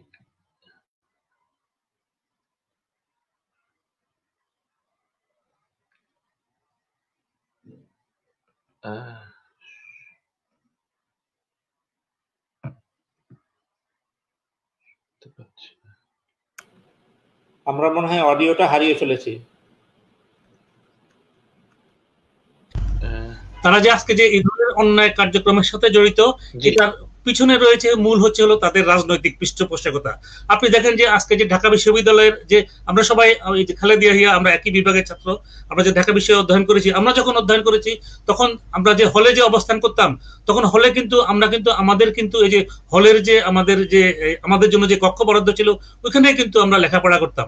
কিন্তু এখন আপনি দেখেন এখন প্রত্যেকটা হলে দেখা যাচ্ছে যে দুইজনের বা একজনের জন্য যে সিঙ্গেল সিটেড বা ডবল সিটেড যে রুম রয়েছে, একটা সিঙ্গেল সিটেড রুমে দেখা যাচ্ছে যে ন্যূনতম 4 জন থাকছে, একটা ডবল সিটেড রুমে ন্যূনতম 8 জন থাকছে। তাহলে একটা রুমে যেখানে 2 জন থাকার কথা সেখানে যদি 8 জন থাকে তাহলে কি সেখানে কি শিক্ষার পরিবেশ থাকে কিনা? তাহলে দেশের হচ্ছে হলো সর্বশ্রেষ্ঠ বিদ্যাপীঠ, ওই বিদ্যাপীঠে দেখা যাচ্ছে যে যারা হচ্ছে হলো রেসিডেন্সিয়াল স্টুডেন্ট বা আবাসিক ছাত্র তাদেরকে আমরা দেখছি যে আমরা দেশের সর্বোচ্চ বিদ্যাপীঠে তাদেরকে কিন্তু আমরা শিক্ষার উপযুক্ত পরিবেশ দিতে পারছি না। তো যতক্ষণ পর্যন্ত আমরা এই ধরনের পরিবেশ দিতে ব্যর্থ হব ততক্ষণ পর্যন্ত কিন্তু যে লক্ষ্য বা যে উদ্দেশ্য নিয়ে এই রাষ্ট্রটি গঠিত হয়েছে, যে লক্ষ্য বা উদ্দেশ্য নিয়ে আমাদের যে শিক্ষা কার্যক্রম চলছে এবং যে লক্ষ্য বা উদ্দেশ্য নিয়ে আমাদের যে সর্বোচ্চ বিদ্যাপীঠে আমরা যে শিক্ষা কার্যক্রম চালিয়ে যাচ্ছি তা কিন্তু কখনো কিন্তু অর্জন করা সম্ভব হবে না। এরপরে আমরা দেখছি যে আমাদের যে কিছুদিন আগে যে আমাদের প্রকৌশল বিশ্ববিদ্যালয়ে যে একজন ছাত্র হত্যাকাণ্ডের সম্মুখীন হলো এবং সেটার এখন বিচার কার্য চলছে, আমরা দেখছি যে এই হত্যাকাণ্ডটা সংঘটিত হলো এর পিছনেও আমরা দেখছি যে তাকে হচ্ছে হলো মিথ্যা অপবাদ দিয়ে বা মিথ্যা অজুহাত দিয়ে তাকে হচ্ছে হলো হত্যা করা হয়েছে। এবং সেখানেও দেখা যাচ্ছে যে ছাত্র সংগঠনের বা যুব সংগঠনের যে যারা নেতৃস্থানীয় ব্যক্তি তারাই কিন্তু এই ধরনের অপকর্ম বা অপরাধের সাথে সম্পৃক্ত এবং তাদের এই অপরাধের ক্ষেত্রে দেখা গিয়েছে যে তারা হচ্ছিল রাজনৈতিক পৃষ্ঠপোষকতা ভোগ করছেন। মূলত এটা আমাদেরকে উপলব্ধি করতে হবে এবং এটা আমাদেরকে স্বীকার করতে হবে যে রাজনৈতিক পৃষ্ঠপোষকতা ছাড়া বর্তমানে আমাদের ছাত্র সংগঠন বলেন বা যুব সংগঠন বলেন তারা তাদের যে বিভিন্ন ধরনের অন্যায় বা অপরাধমূলক কার্য চালিয়ে যাচ্ছে এগুলো কিন্তু তাদের পক্ষে কখনোই চালানো সম্ভব না যদি তাদের এই রাজনৈতিক পৃষ্ঠপোষকতা বন্ধ হয়ে যায়। আমরা দেখেছি যে তারা প্রশাসনেরও ছত্রছায়া থাকে এবং আমাদের পুলিশ বাহিনীরও ছত্রছায়া থাকে।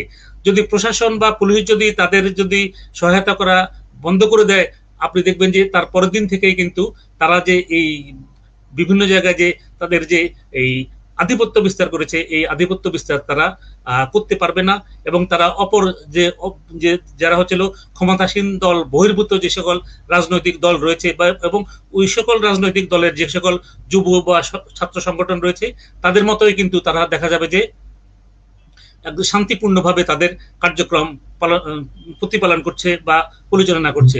তাহলে আমাদের অন্যান্য রাজনৈতিক দল বা অন্যান্য ছাত্র সংগঠন তারা যদি শান্তিপূর্ণভাবে এবং পুলিশ বা প্রশাসনের ছত্র ছায়া ব্যতীত যদি তাদের কার্যক্রম পরিচালনা করতে পারে তাহলে আমাদের যে সরকার দলীয় যে ছাত্র সংগঠন বা সরকার দলীয় যে যুব সংগঠন রয়েছে তাদেরকেও কিন্তু অনুরূপ বা একই ধরনের আওতায় নিয়ে আসতে হবে।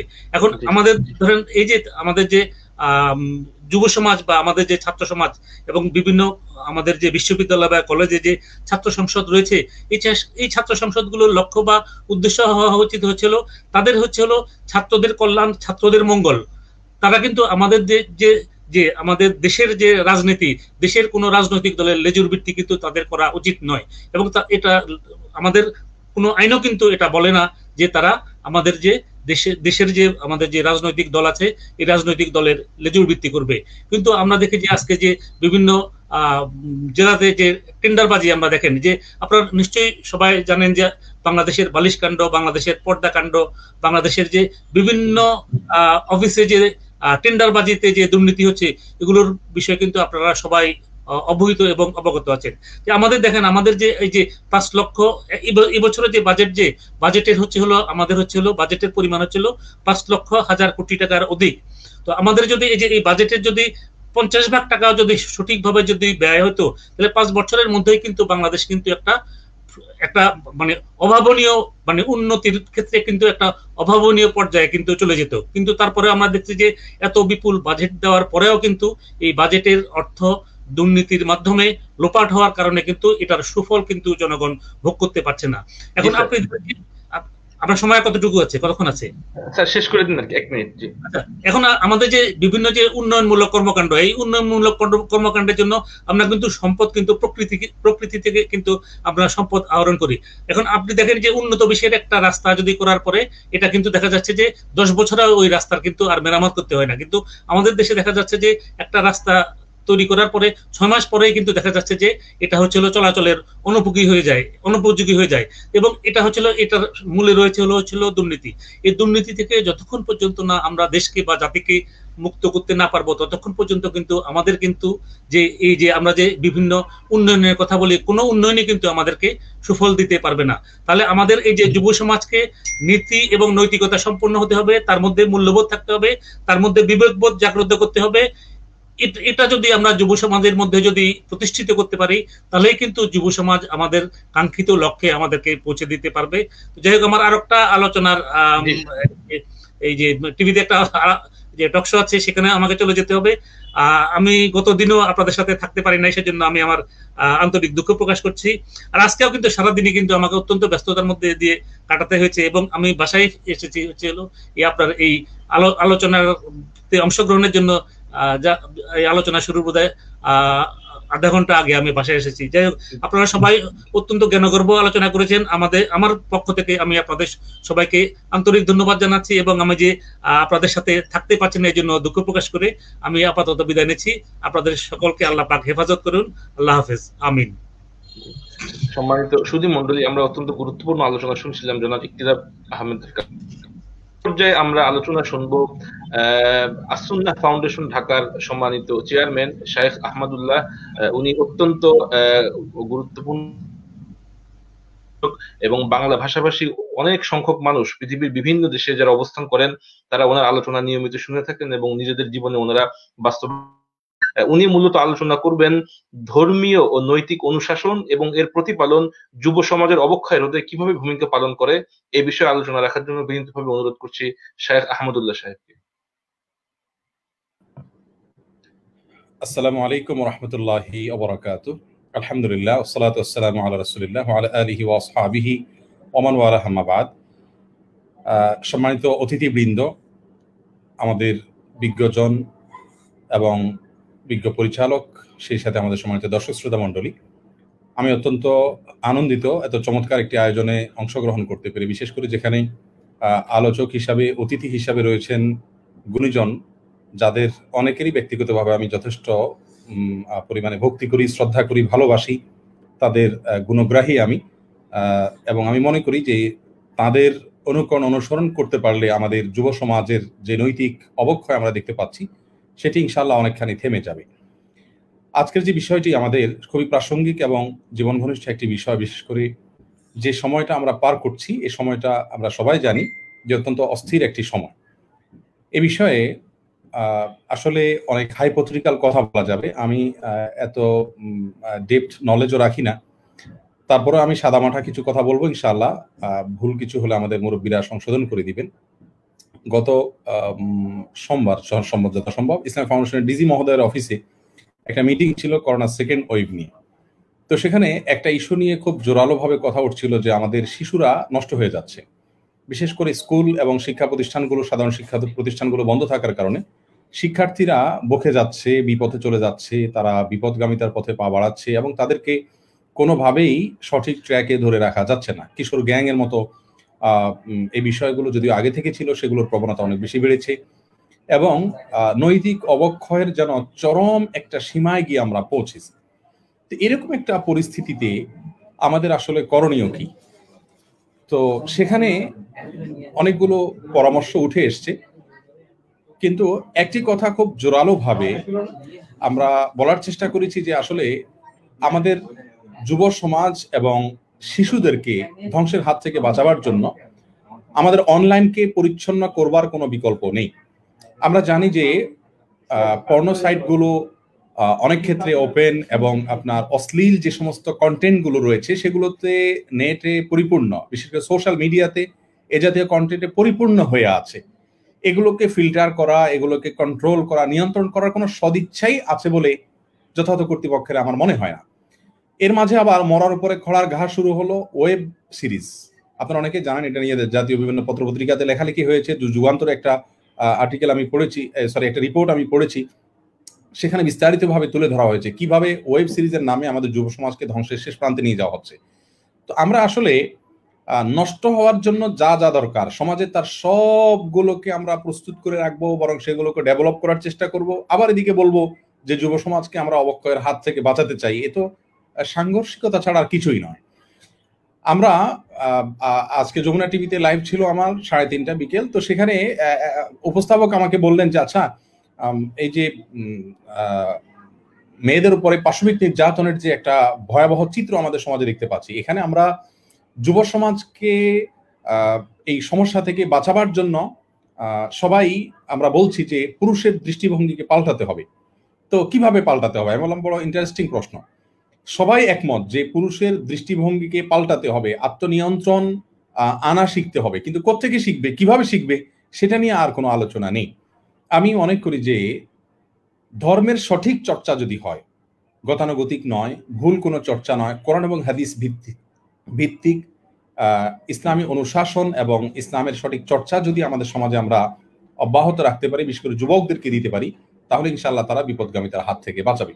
আমাদের যুবকদের মধ্যে যারা ধর্মীয় দিক থেকে অগ্রসর হয়ে গেছে এবং সেই সাথে তারা দেশ এবং জাতি গঠনের পেছনে ভূমিকা রাখছে, এদের কারোর দ্বারা আপনি এ ধরনের কোনো ঘটনা শুনতে পাবেন না যেগুলো আমাদের জাতি হিসাবে আমাদের মাথাকে নত করে দেয়।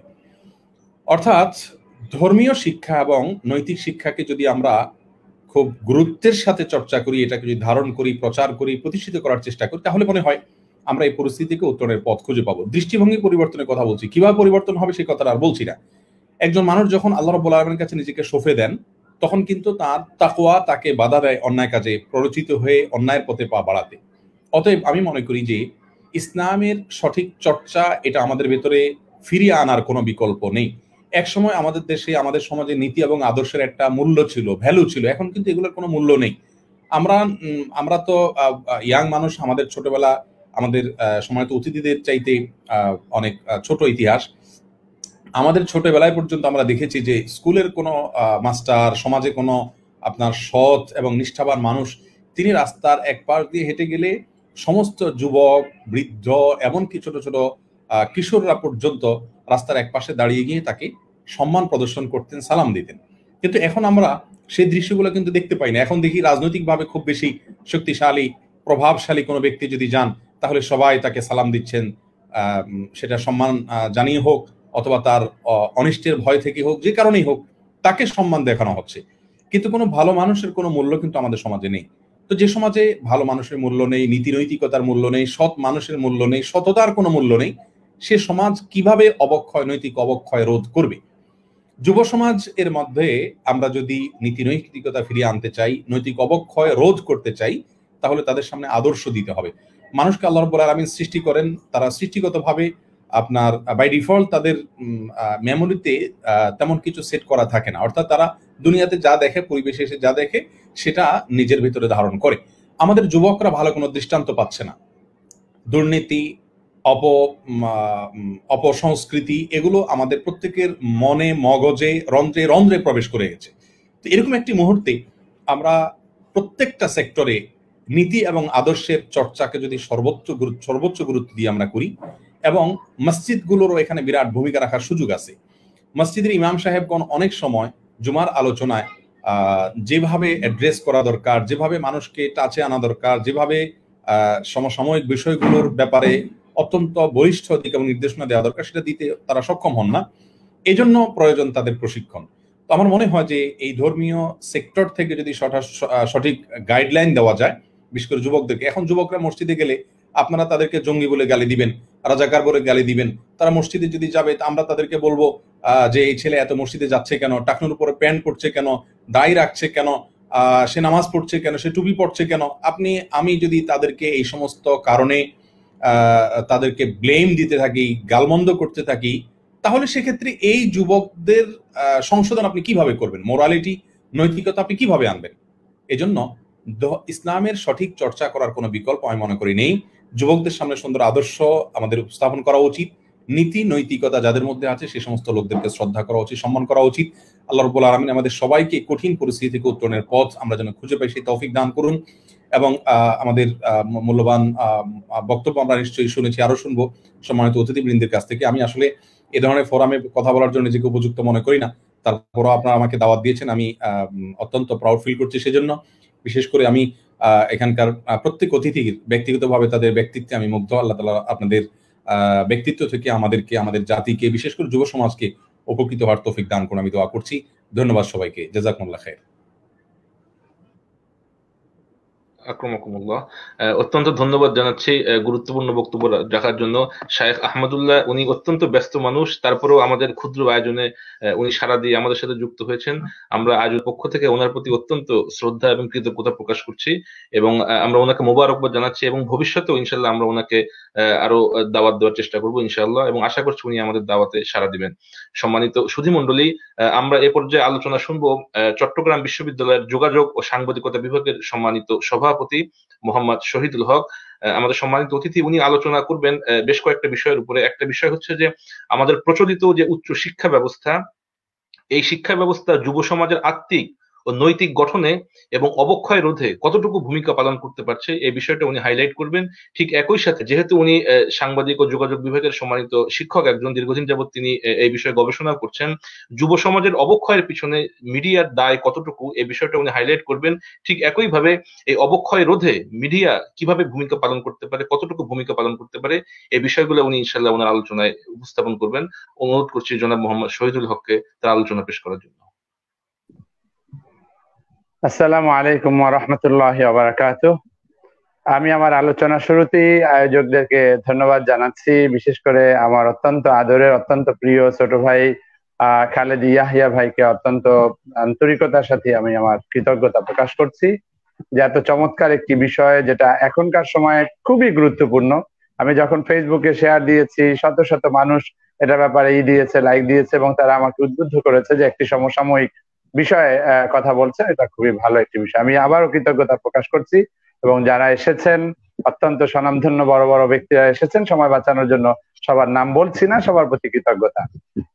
আসলে যদি আমরা মৌলিকভাবে ভাগ করি আবার আলোচনা, তাহলে 4 ভাগে ভাগ করা যায়। অর্থাৎ উচ্চ শিক্ষার মধ্যে দুটো বিষয়, একটা হচ্ছে আত্মিক ও নৈতিক গঠন এবং অবক্ষয়ের ক্ষেত্রে উচ্চশিক্ষার বর্তমান অবস্থাটা কি, অর্থাৎ এই যে প্রচলিত শিক্ষা রয়েছে সেক্ষেত্রে আসলে উচ্চশিক্ষা কতটুকু পারে আমাদের আত্মিক নৈতিক গঠন করা, অবক্ষয় রোধ করতে। এবং এরপরে আরেকটি বিষয় হচ্ছে যে আসলে এই এখন যে অবস্থাটা আছে উচ্চশিক্ষা, সেখান থেকে আমরা আসলে কিভাবে আরো উত্তরণ ঘটাতে পারি।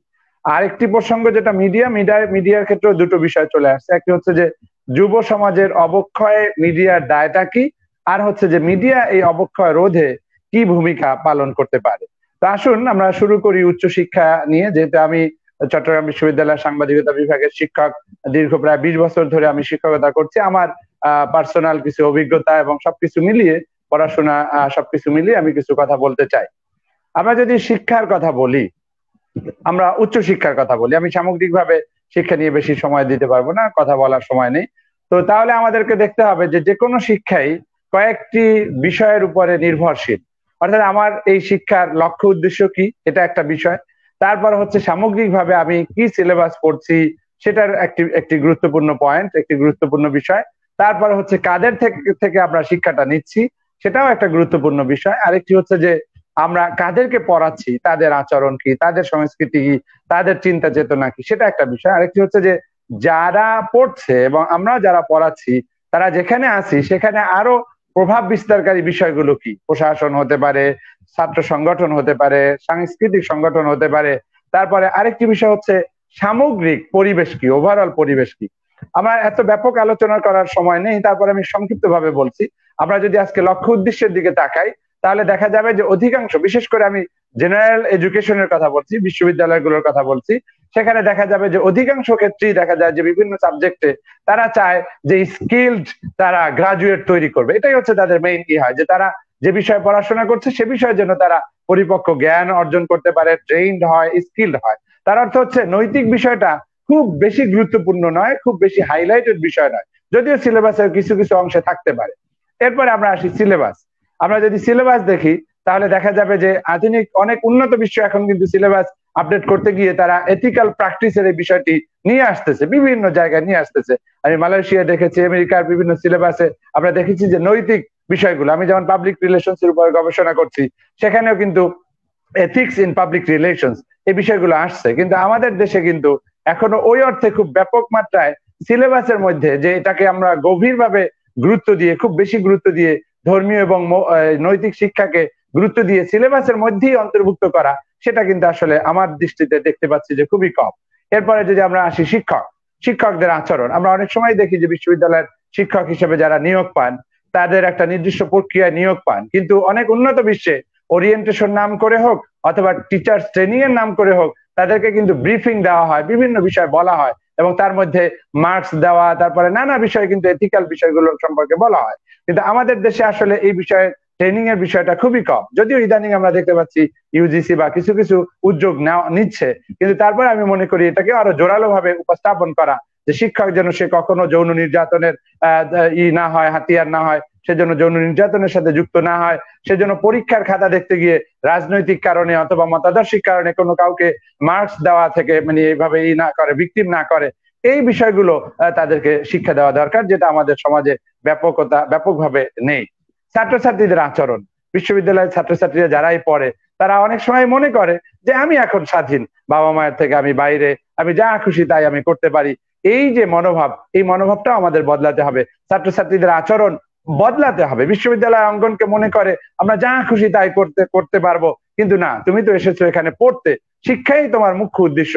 কিন্তু আমরা যদি দেখি সন্ধ্যার পরে কি দৃশ্য আমরা দেখি, হাজার হাজার ছাত্রছাত্রী বের হয়ে পড়ে এবং রাত 9টা 10টা পর্যন্ত আড্ডা দিতে থাকে, গল্প করতে থাকে। তাহলে পড়ার মূল সময়টা কখন? হ্যাঁ, কেউ বলতে পারেন যে রাত জেগে পড়বে।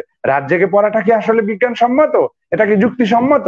তারা 9টা 10টা 11টা পর্যন্ত আড্ডা দিয়ে তারপরে রাত জেগে পড়লে কি হয়? পরের দিন শিক্ষকের ক্লাসে সে অমনোযোগী থাকে। অর্থাৎ ছাত্রছাত্রীদের আরো অনেক আচরণ, যেটা প্রেমের নামে অবাধ যৌন আচরণ করা বা এরকম অনেক বিষয়, সেগুলো নিয়ন্ত্রণ করতে হবে।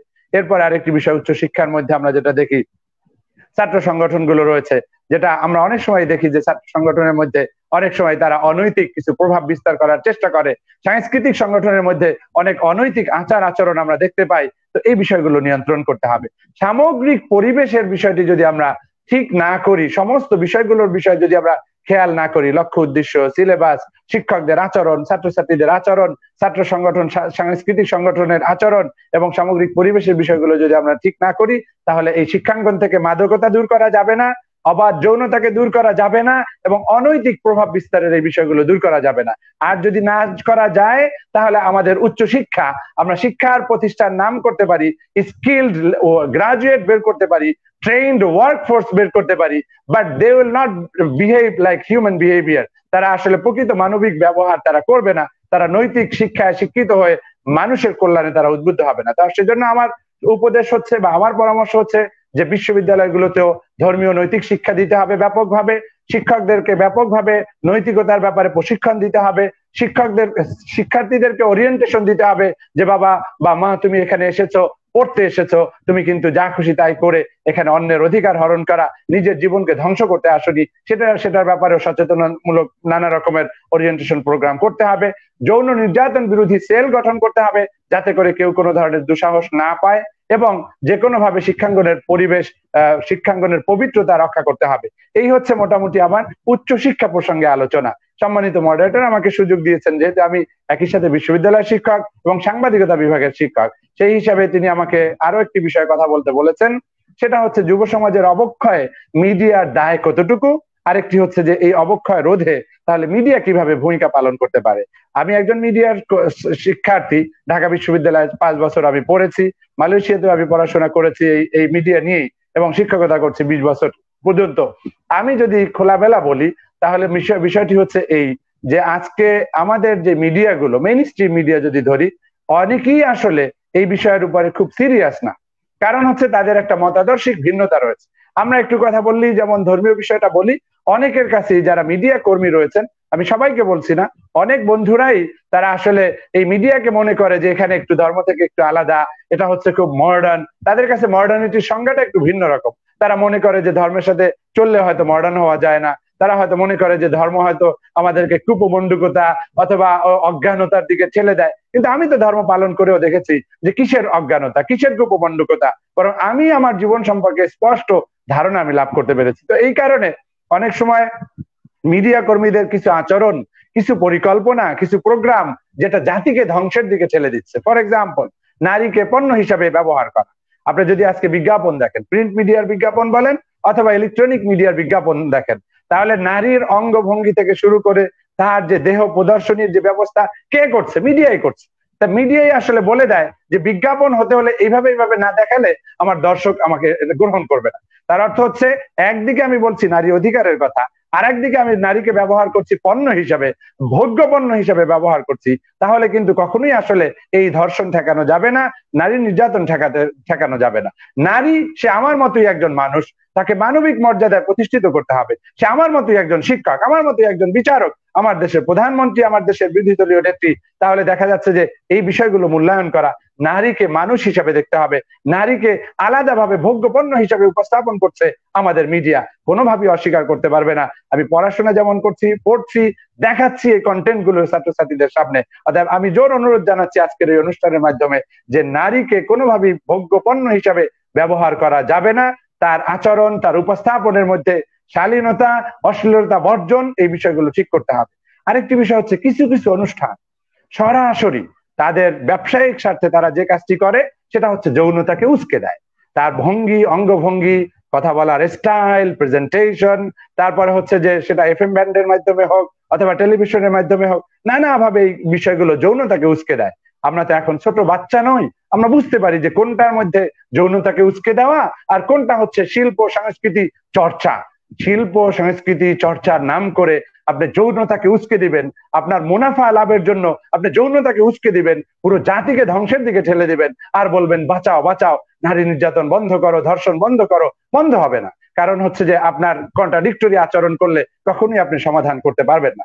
তো যাই হোক, কথা তো বলার অনেক কথা বলার রয়েছে। আমি যেহেতু মিডিয়া স্টাডিজের লোক, সব কথা বলা যাবে না। তারপর আমি অবক্ষয় রোধে তাহলে মিডিয়া কি ভূমিকা পালন করতে পারবে?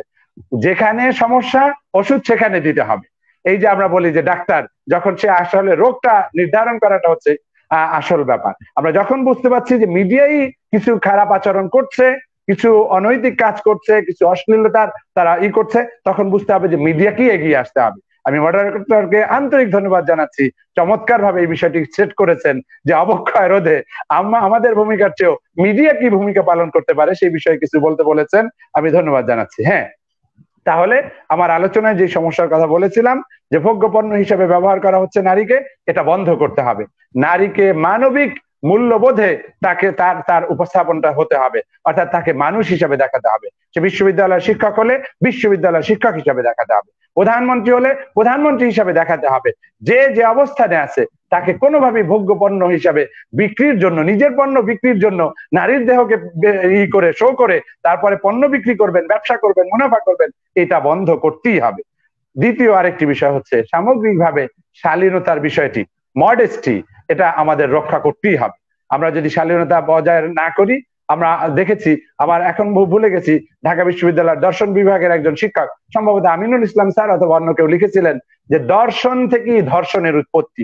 অর্থাৎ আমি যখন দেখছি, দেখার মধ্যেই আমার ভিতরে এক ধরনের পরিবর্তন শুরু হয়ে যায়। আমরা অনুষ্ঠানে দেখি অথবা প্র্যাকটিক্যাল বিভিন্ন জায়গায় দেখি। সেজন্য আমাদের শালীনতা বজায় রাখতে হবে, শালীনভাবে চলাফেরা করতে হবে, সেটা পুরুষের ক্ষেত্রেও নারীর ক্ষেত্রেও। আমি শুধু বলছি না যে নারীরা শালীন হবে আর আমরা অশালীন ভাবে ঘুরবো, সেটা নয়। সবাই আমরা শালীন আচরণ করব যাতে করে কোনোভাবেই যৌনতাকে উস্কে দেওয়া না হয়। এরপরে হচ্ছে সামগ্রিকভাবেই অনুষ্ঠানগুলো থেকে অশ্লীলতা পরিত্যাগ করতে হবে, কারণ এই অশ্লীলতাই আমাদের মধ্যে কুরুচির জন্ম দেয়, যেটা আমরা দেখতে পাচ্ছি আমাদের সংবিধানের 39 অনুচ্ছেদের 2 নং ধারায় যেটা বলা হয়েছে, শালীনতা ও নৈতিকতার স্বার্থে, এই কথাটি স্পষ্ট ভাবে বলা হয়েছে। তারপরে বলা হয়েছে বাক ও ভাব প্রকাশের স্বাধীনতা দেওয়া হলো, গণমাধ্যমের স্বাধীনতা দেওয়া হলো, কিন্তু শর্তটা আমরা কেন ভুলে যাই? আমরা শালীনতা এবং নৈতিকতার স্বার্থে, এই কথাটি যদি আজকে গণমাধ্যম মনে রাখতো, তাহলে তারা সংবিধানকে সমুন্নত করতে পারতো এবং সংবিধানের আলোকে দেশের মানবাধিকার, বাক স্বাধীনতার অধিকার, ভাব প্রকাশের অধিকার, এটা আসলে নিশ্চিত করতে পারতো, অন্যকে আঘাত না করি। অতএব আমি এই সংবিধানের এই অনুচ্ছেদের ব্যাপারেও মিডিয়া কর্মীদের কাছে বিশেষ অনুরোধ জানাচ্ছি যে এই বিষয়টি যেন আপনারা ভুলে না যান, যেখানে আমাদেরকে স্পষ্টভাবে বলে দেওয়া হয়েছে শালীনতা ও নৈতিকতার স্বার্থে শব্দটা উল্লেখ করা হয়েছে। আরেকটি বিষয় হচ্ছে মিডিয়া ব্যক্তিত্বদের মধ্যেও নৈতিকতার চর্চা বাড়ানো দরকার। তাদের আমাদের পিআইবি রয়েছে, তারপর প্রেস কাউন্সিল রয়েছে, অনেক বড় বড় সংগঠন রয়েছে।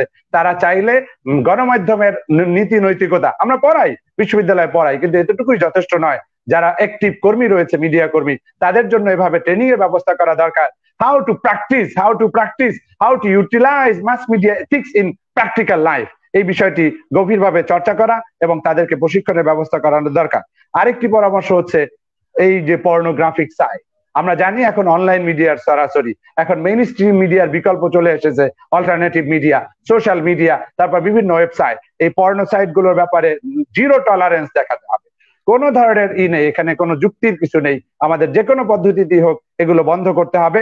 কারণ আজকে এই যৌনতার বিচারে আমরা দেখি অনেক সময় এই যে বোরখা পরা মেয়েও ধর্ষিতা হয়। কেন? তার তো পোশাক ছিল শালীন।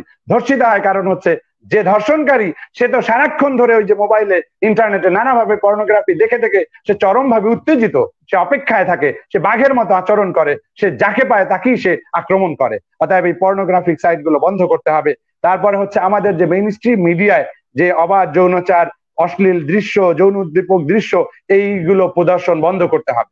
আমি আগেও বলেছি সংস্কৃতির নাম ধরে এইগুলো এর অপব্যবহার করা যাবে না।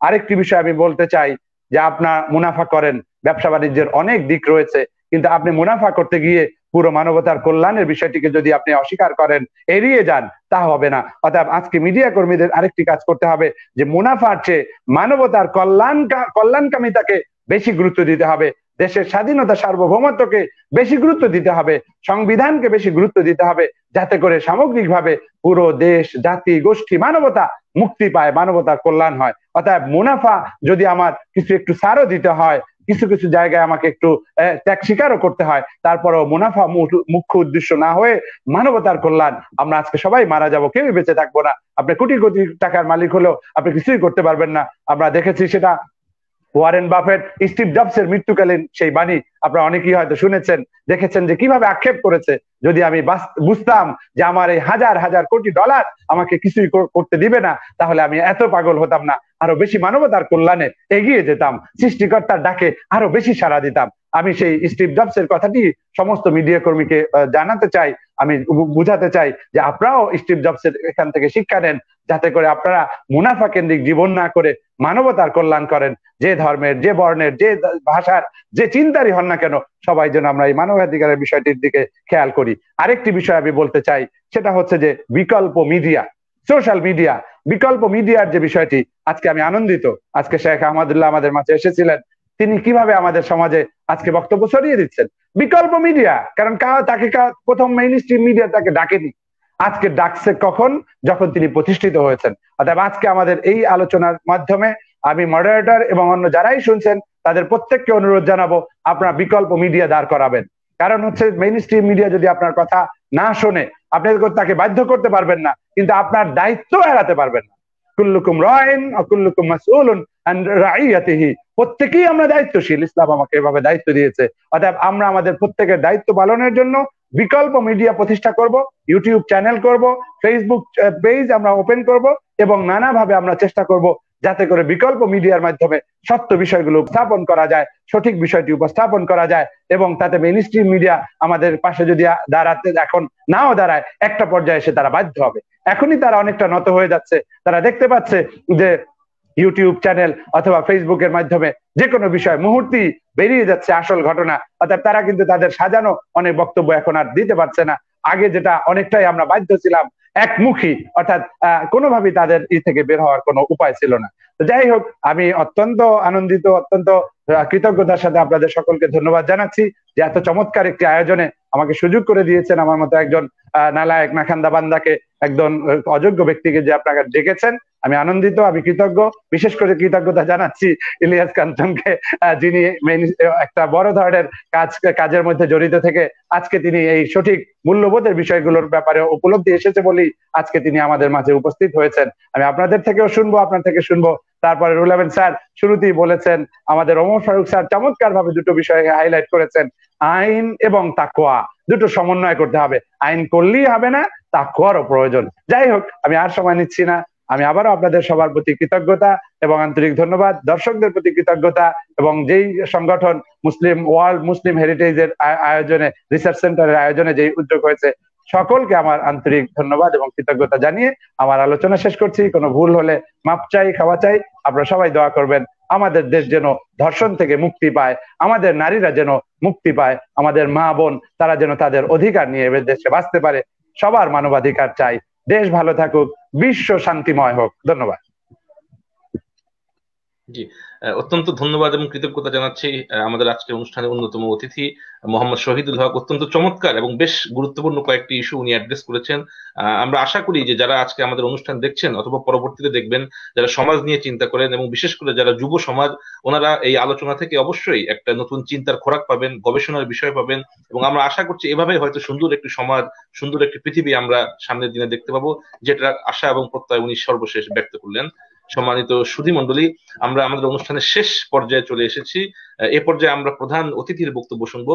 প্রধান অতিথির বক্তব্য রাখার জন্য বিনয়ের সাথে অনুরোধ করছি, যিনি নিরাপদ সড়ক এই বিষয়টাকে একটি আন্দোলনে, সামাজিক আন্দোলনে পরিণত করেছেন এবং ওনার জীবনের একটা বড় সময় উনি এর পিছনে ব্যয় করেছেন, এবং একই সাথে উনি সামাজিক অনেক দায় দায়িত্ব পালন করেন, যার প্রতিদান স্বরূপ উনি 2018 সালে সমাজ সেবায় 21 পদকপ্রাপ্ত হয়েছেন। আমাদের অত্যন্ত গুরুত্বপূর্ণ এবং শ্রদ্ধেয় ব্যক্তিত্ব চিত্রনায়ক ইলিয়াস কাঞ্চন। আমি সম্মানিত মেহমানকে ওনার প্রধান অতিথির গুরুত্বপূর্ণ বক্তব্য রাখার জন্য বিনয়ের সাথে অনুরোধ করছি। বিসমিল্লাহির রহমানির রহিম। আলহামদুলিল্লাহ। মুসলিম ওয়ার্ল্ড হেরিটেজ রিসার্চ সেন্টার আয়োজিত আজকের এই আলোচনা সভা, যারা আলোচক বৃন্দ এবং এই সংগঠনের সঙ্গে যারা যুক্ত আছেন এবং এই অনুষ্ঠান যারা দেখছেন, তাদের সকলকে আমার অন্তরে অন্তঃস্থল থেকে সশ্রদ্ধ শ্রদ্ধা এবং সালাম জানাচ্ছি। আসসালামু আলাইকুম। আসলে সাবজেক্টটা অনেক ভারী সাবজেক্ট। এই অল্প সময়ে আসলে এটা আলোচনা শেষ করা যায় না। আমি যেহেতু মিডিয়ার মানুষ, চলচ্চিত্রের মানুষ, আমি একটা ভিডিও থেকেই আমি আমার আলোচনা শুরু করতে চাচ্ছি। আমি ন্যাশনাল জিওগ্রাফিতে একটা ভিডিও দেখেছিলাম যে একটি হরিণ নদী পার হচ্ছিল। তো সেই নদী যখন পার হচ্ছিল তখন নদীতে ছিল আপনার যে কুমির। এখন সে যখন কাছাকাছি আসলো, ডাঙার কাছাকাছি আসলো, সাঁতরিয়ে আসলো, কুমির থেকে কোন রকম বেঁচে কাছাকাছি যখন আসলো, দেখলো যে ডাঙাতে দাঁড়িয়ে আছে বাঘ। তখন ওই হরিণটা দাঁড়িয়ে গেল। দাঁড়িয়ে সে চিন্তা করছে যে উপরে যাবে না পানিতেই থাকবে। এরকম চিন্তার মধ্যে একটা পর্যায়ে হরিণটাকে খেয়ে ফেললো, আপনারা কুমিরেই খেয়ে ফেললো।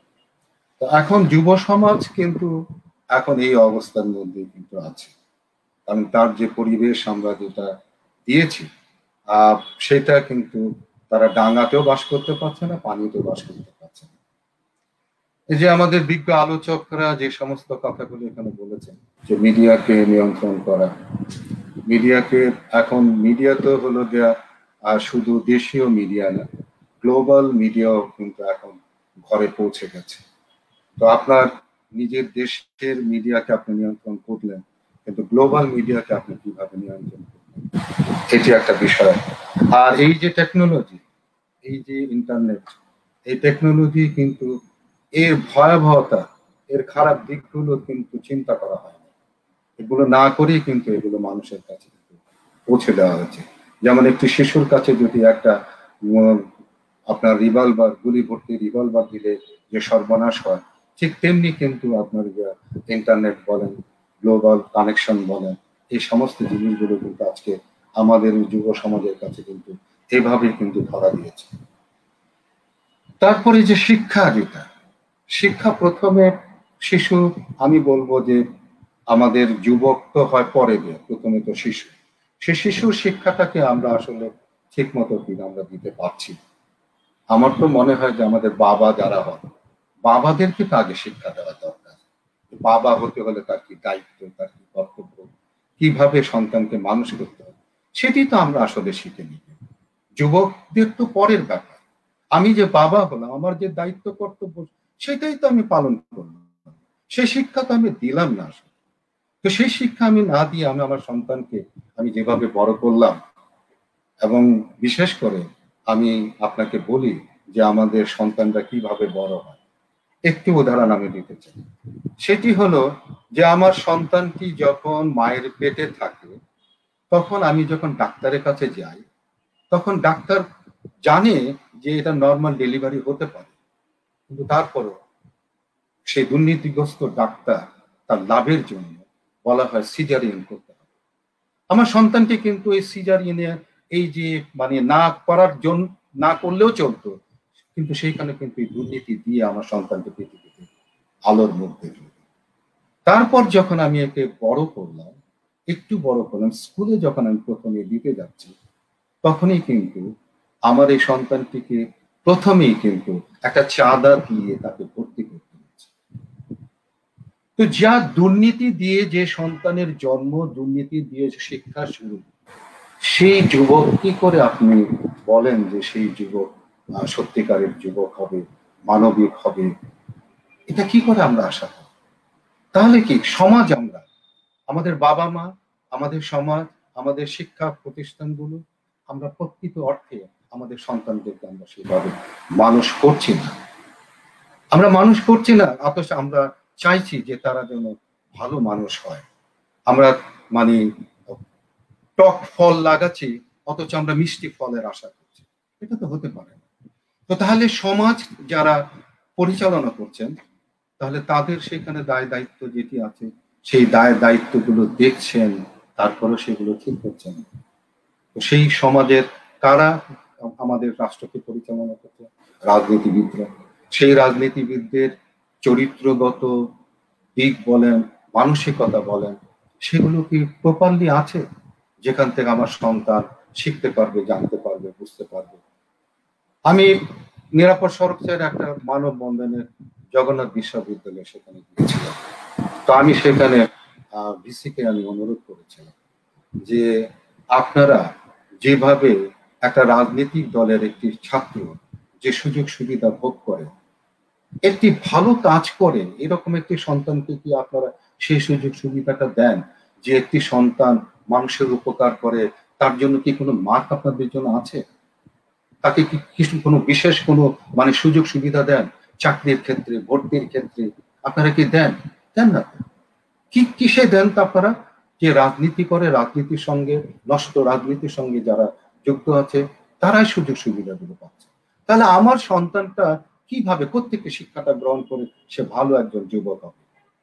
সেই যুবক আমরা আসলে তৈরি করতে পারছি না। বাবা মা যে দায়িত্ব, সেই দায়িত্ব আমরা পালন করছি না। শিক্ষকের যে দায়িত্ব, সেই শিক্ষকের দায়িত্ব আমরা পালন করছি না। সমাজের, রাষ্ট্রের যে দায়িত্ব, সেই রাষ্ট্রের দায়িত্ব আমরা পালন করছি না। অথচ আমরা আশা করছি যে সমাজে যুবকরা মানে আপনাদের ভালো হবে, যুবকরা আগামী দিনের মানে ভবিষ্যৎ উজ্জ্বল করবে। এটা তো এসব সম্ভব নয়। তো এই জায়গাগুলো আগে ট্রিটমেন্ট দিতে হবে, এই জায়গাগুলোকে আগে নিয়ে ভাবতে হবে। তারপরে বলবো যে ধর্মীয় যে বিষয়টি, ধর্মীয় শিক্ষাও কি আমরা ঠিক মতো দিতে পারছি? আমি অত্যন্ত দুঃখের সঙ্গে আমি বলতে চাই যে জুম্মার দিন যে আপনাকে খুতবা দেওয়া হয়, সেইটাকে আসলে মানে আমরা যারা খুতবা শুনি, তারা কিন্তু মানে অনুধাবন কিন্তু করি না। এটাকে কিস্সা কাহিনী মনে করি। এদের কাছে মনে হয় একটা কিস্সা কাহিনী, কেউ কিন্তু মনোযোগ সহকারে সেগুলো কোনো শোনে না কিন্তু। এবং আমি দেখেছি, বিশেষ করে যুবক শ্রেণীদের দেখেছি যে তারা মসজিদের যে পিছনে বসে, রাস্তা ব্লক করে রাখে, সামনে যে মানুষ যাবে। এবং এটার মসজিদের একটা যে মানে আপনার সিস্টেম আছে যে আপনি প্রথমে আগের সারি পূর্ণ করে করে করে করে তারপর আপনি পিছনে আসবেন, সেই ব্যাপারে কিন্তু মসজিদে কিন্তু বলে না, কিন্তু শুধু বলা হয় কাতার সোজা করার কথা। কিন্তু যে মসজিদে ইমাম সাহেব অন্তত বলা উচিত, কিংবা মসজিদের মধ্যে কমিটির মধ্যে লোক থাকা উচিত যে যারা পিছনে বসে থাকে, সামনে জায়গা থাকার পর তাদেরকে যে বলা উচিত যে ভাই আপনি সামনে যান, এটা সিস্টেম এইভাবে। এই কাজগুলো তো হয় না। তারপরে আপনার গিয়ে যে সমস্ত আপনার এই যে মিডিয়ার কথা বললেন, মিডিয়াতে আমাদের যে মৌলানারা যে সমস্ত ভাবে যেভাবে আপনার তারা মানে ওয়াজ করেন, সেইগুলো কি আমাদের সমাজ, আমাদের যুব সমাজরা সেখান থেকে কিছু শেখার কি আছে, নাকি আরো অবক্ষয়ের বিষয় আছে? সকলে না হলেও অধিকাংশ কিন্তু এরকমও কিন্তু আমি দেখছি।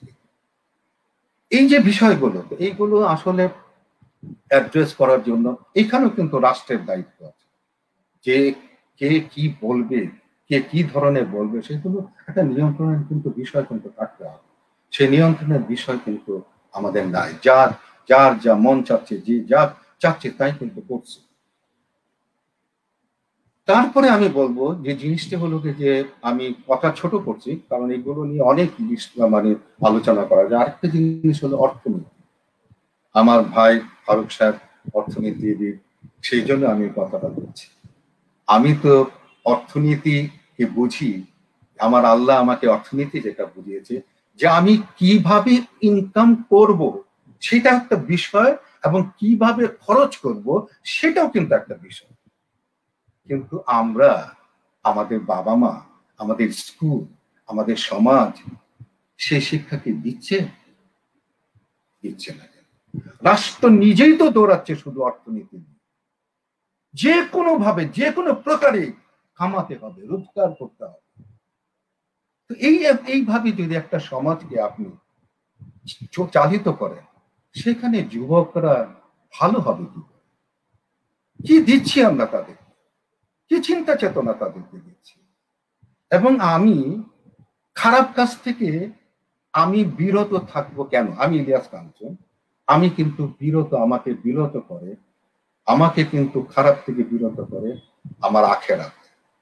এবং আমি জানি যে আমাকে প্রশ্নের সম্মুখীন হতে হবে। আমাকে যিনি সৃষ্টি করেছেন তার প্রতি কৃতজ্ঞতা বোধ আমার আছে, এবং তার প্রতি আমার ভয় আছে, এবং তাকে আমি বিশ্বাস করি যে আমাকে জবাব দিতে হবে।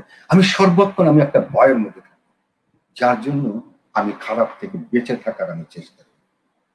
সেই ভয়, সেই দায়িত্ব, এবং এই যে সেই জবাবদিহিতা, সেগুলোকে আমরা শেখাচ্ছি আমাদের সন্তানদেরকে, আমাদের যুবকদেরকে, তাহলে তারা নষ্ট হবে না কেন?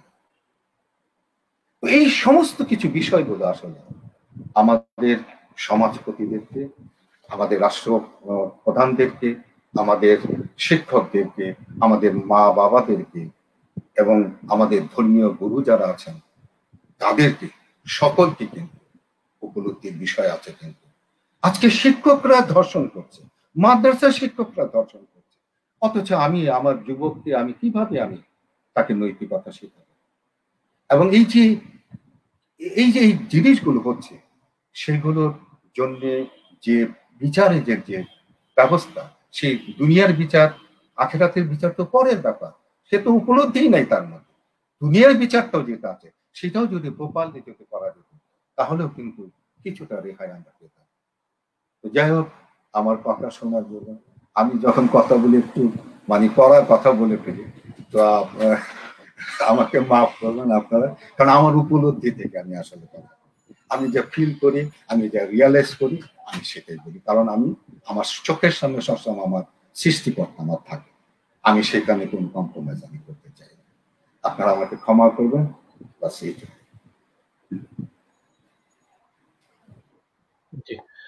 সম্মানিত সুধী মণ্ডলী, অত্যন্ত গুরুত্বপূর্ণ আলোচনা করলেন আজকের অনুষ্ঠানের সম্মানিত প্রধান অতিথি, 21শে পদকপ্রাপ্ত চিত্রনায়ক ইলিয়াস কাঞ্চন।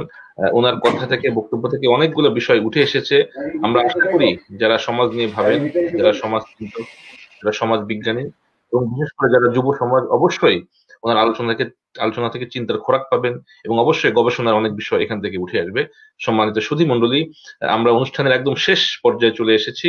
এ পর্যায়ে সভাপতির বক্তব্য রাখার জন্য বিনয়ের সাথে অনুরোধ করছি ঢাকা বিশ্ববিদ্যালয়ের ফার্মেসি অনুষদের সাবেক সম্মানিত ডিন এবং বাংলাদেশ বিজ্ঞান ও শিল্প গবেষণা পরিষদের সাবেক সম্মানিত chairman professor doctor Chowdhury Mahmud Hasan. আমি সম্মানিত সভাপতি মহোদয়কে ওনার আলোচনা রাখার জন্য বিনয়ের সাথে অনুরোধ করছি।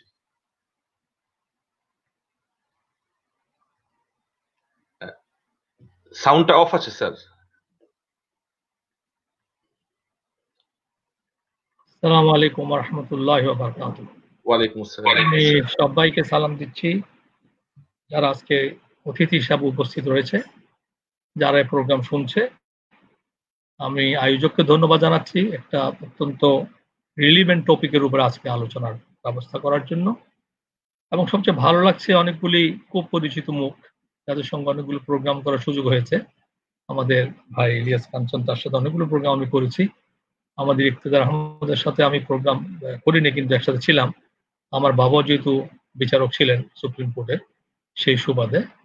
আর রুহুল আমিন ভাইকে তো আমি দেখেছি, চিনি। ওমর ফারুক ভাইয়ের সাথে আমার পরিচয় হয়েছে বলে খেয়াল করছে না।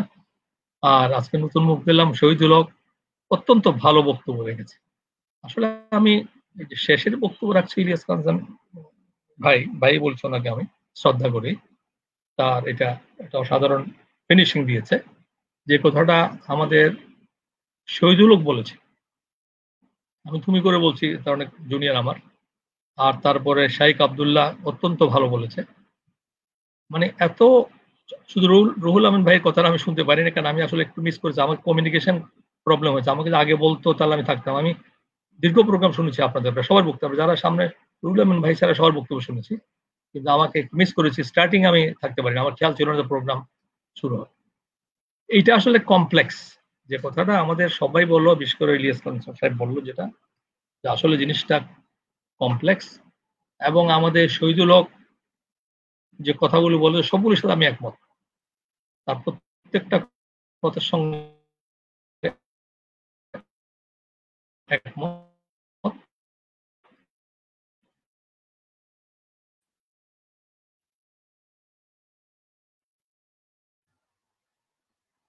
এখন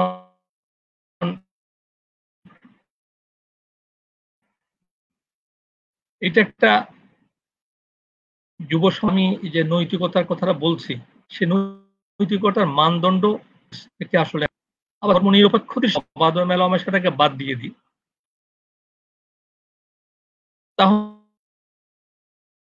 তাহলে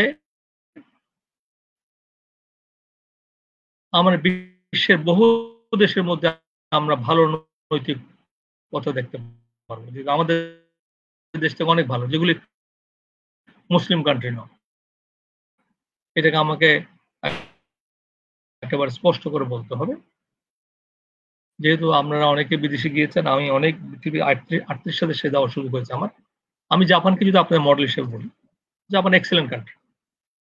জাপানের মানুষ অশ্লীলতা অনেকটা কম, আমার কাছে খুব আশ্চর্য লেগেছে। তারা তো ফ্রি সোসাইটি, অথবা অবাধ মেলামেশা। অতএব সেক্সুয়াল পার্ট, আমি বল যৌনতার যদি আমরা বাদ দিয়ে দিই, যৌনতাটাকে আমরা যদি এটাকে বাদ দিয়ে যে নৈতিকতার ভ্যালুগুলি, সেগুলো পৃথিবীর বহু দেশ প্র্যাকটিস করছে, পৃথিবীর উন্নত দেশ সবগুলো প্র্যাকটিস করছে। এখন আমি যে বলি তার সেটা কিভাবে প্র্যাকটিস করছে, এটা যে একটা পার্ট হচ্ছে সেই নৈতিকতা, আর একটা পার্ট হচ্ছে আজকে ধর্ষণের যে নৈতিকতা। দুইটাকে অ্যাড্রেস করতে হবে। আমাদের কোনো দিক থেকে আমরা নৈতিক নই, এটা দুর্ভাগ্যজনক ভাবে হলো সত্যি। অতএব আমরা যে অনৈতিক করছি, তো মানে মানে যে আমরা ধর্ষণ অথবা যৌনতার অংশ বাদ দিলে, সেটা প্রধান কারণ হচ্ছে সে দেশ most of the develop countries, তাদের যে নৈতিকতা আমরা লক্ষ্য করছি। আমি আবার বলছি, নৈতিকতা ব্যাখ্যা দিয়েছে, আমি আবার ব্যাখ্যা করতে চাচ্ছি না। তার কারণ হচ্ছে সেখানকার সিস্টেমটা ভালো, সেখানে আইন আছে, আইনের প্রয়োগ আছে, সংবিধান আছে, সংবিধানের প্রয়োগ আছে। সেখানে আপনার রাষ্ট্রপ্রধান থেকে শুরু করে পরিচালনা করছে তারা। প্রতিটি ক্ষেত্রে মানুষ আইনটা মেনে চলে।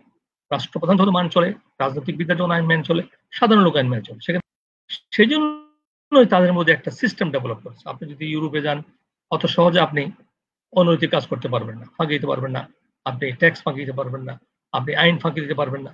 আপনি রাস্তায় ট্রাফিক লাইট, আপনারা সবাই যারা বিদেশে দেখেছেন, রাত্রে 12টা বাজে 1টা বাজে ট্রাফিক সিগন্যাল, সেই সিগন্যাল তারা মানছে, কিন্তু ধর্মীয় দিক থেকে তারা আইনটা মানছে। তাদের পুলিশ আইন মানছে, জনগণ আইন মানছে, রাষ্ট্রপ্রধান আইন মানছে। সেখানকার প্রধানমন্ত্রী, আপনার ইংল্যান্ডের খবর নেন, প্রধানমন্ত্রী মন্ত্রীরা গাড়িতে ফ্ল্যাগ চলায় না, ফ্ল্যাগবিহীন। আমি শুনেছি যে আমার একজন খুব আমার খুব ছোট ভাইয়ের মতো আছে, বলে আমাদের সঙ্গে মন্ত্রীর অ্যাপয়েন্টমেন্টে বাসায় আসে, আমার অফিসে আসে, ফ্ল্যাগ তো নেয়, মন্ত্রীকে পণ্য মন্ত্রীর বাসা, এটা আমরা চিন্তা করতে পারি, কিন্তু আমরা অনেক ভালো কাজ করতে পারি। আমাদের ইকতেদার ভাই যেটা বলছেন, আমাদের সম্মানিত আলোচক বৃন্দ সবাই, ডক্টর ওমর ফারুক, শহীদুল হক, সবাই যেটা বলছে একই জিনিস, যে আইন আছে, আইনের প্রয়োগ নেই, এটা হচ্ছে প্রধান জিনিস। আমাদের যে এখন নৈতিক অবক্ষয় বলতে যেটাকে গ্লোবালি যদি আমি গ্লোবালাইজ করি, তাহলে এটা হচ্ছে নারীদের, নারী পুরুষের যে কে পাশাতে একটা মেয়ে বিকিনি পরিধান করবে, আপনার নুডিস বিষ থাকবে, মেয়েরা যে এখনো ড্রেস পরিধান করবে। অস্ট্রেলিয়াতে আমি দেখেছি, মানে এমন সামারে, অন্য দেশেও দেখেছি, অস্ট্রেলিয়া একটু বেশি সি বিচ দেওয়া যায় না, শহরের ভিতরেও মেয়েদের এমন ড্রেস কিনছে যেটা আমরা চিন্তা করতে পারি। তারা সেটাকে অনৈতিক মনে করে। অর্থাৎ তাদের বক্তব্য হচ্ছে মেয়েরা যেভাবে খুশি চলবে, তাদের যে ভাবে কাপড় পরিধান করবে এবং তাদের শরীর অংশ দেখাবে, কিন্তু আপনি দেখতে পারবেন না, আপনি ধরতে পারবেন না, আপনি ধরলে আপনার বিরুদ্ধে কেস হবে, আপনি দেখতে পারবেন। এটা খুব ইন্টারেস্টিং ফেনোমেনা, মানে আপনি দেখতে পারবেন, আপনার দেখতে ভালো লাগবে, ধরতে ইচ্ছে হবে, তাহলে আপনি ছিঁড়তে পারবেন না। এটা ডিফারেন্ট, এটা হচ্ছে আপনার তার গায়ে হাত দিলে আপনার বিরুদ্ধে কেস। অতএব সেটা একটা ভিন্ন দৃষ্টি। আমি মনে টোটাল সেন্সে মোরালিটি, ইনক্লুডিং আমাদের নারীদের প্রতি সম্মান, তাহলে আমাদের রিলিজিয়াস প্র্যাকটিসটাকে আনতে হবে, যেটা আমাদের প্রত্যেকটা বক্তব্য বলেছেন, বিশেষ করে শহীদুল হক অনেক স্পষ্ট করে বিভিন্ন আঙ্গেলে বক্তব্য রেখে, তার সাথে আমি প্রত্যেকটা পয়েন্টে একমত। এখন শিখাবে কারা, যে আমাদের ইলিয়াস কাঞ্চন ভাই যেটা বললেন, শিখাবে কারা, যে শিক্ষক তার মধ্যে নৈতিকতা নেই, যিনি রাজনীতিবিদ তার মধ্যে নৈতিকতা, নৈতিকতা বলতে আমি বোঝাচ্ছি তার যেটাকে আমি মোরাল বলতে চাচ্ছি, যেটা ভ্যালুস, সেটা তার মধ্যে নেই। আমাদের যারা সমাজ পরিচালনা করে তাদের মধ্যে নেই, আমরা মিডিয়া যারা পরিচালনা তারা সেটা অনুসরণ করছে না। সবাই আমরা ভোগবাদী হয়েছি, আমরা আসলে ক্যাপিটালিস্টিক আর মেটেরিয়ালিজম দ্বারা প্রভাবিত হয়েছি। এখান থেকে আমাদের মুক্ত করতে হবে। আমি অন্য জায়গায় বলেছি, আবারও বলতে চাই, যে অনৈতিক বিশেষ করে নারী পুরুষের সম্পর্কে যে ব্যাপারটা রয়েছে, সেটাকে যদি প্রপারলি অ্যাড্রেস করা না যায়, তাহলে পৃথিবীর সমস্ত মানব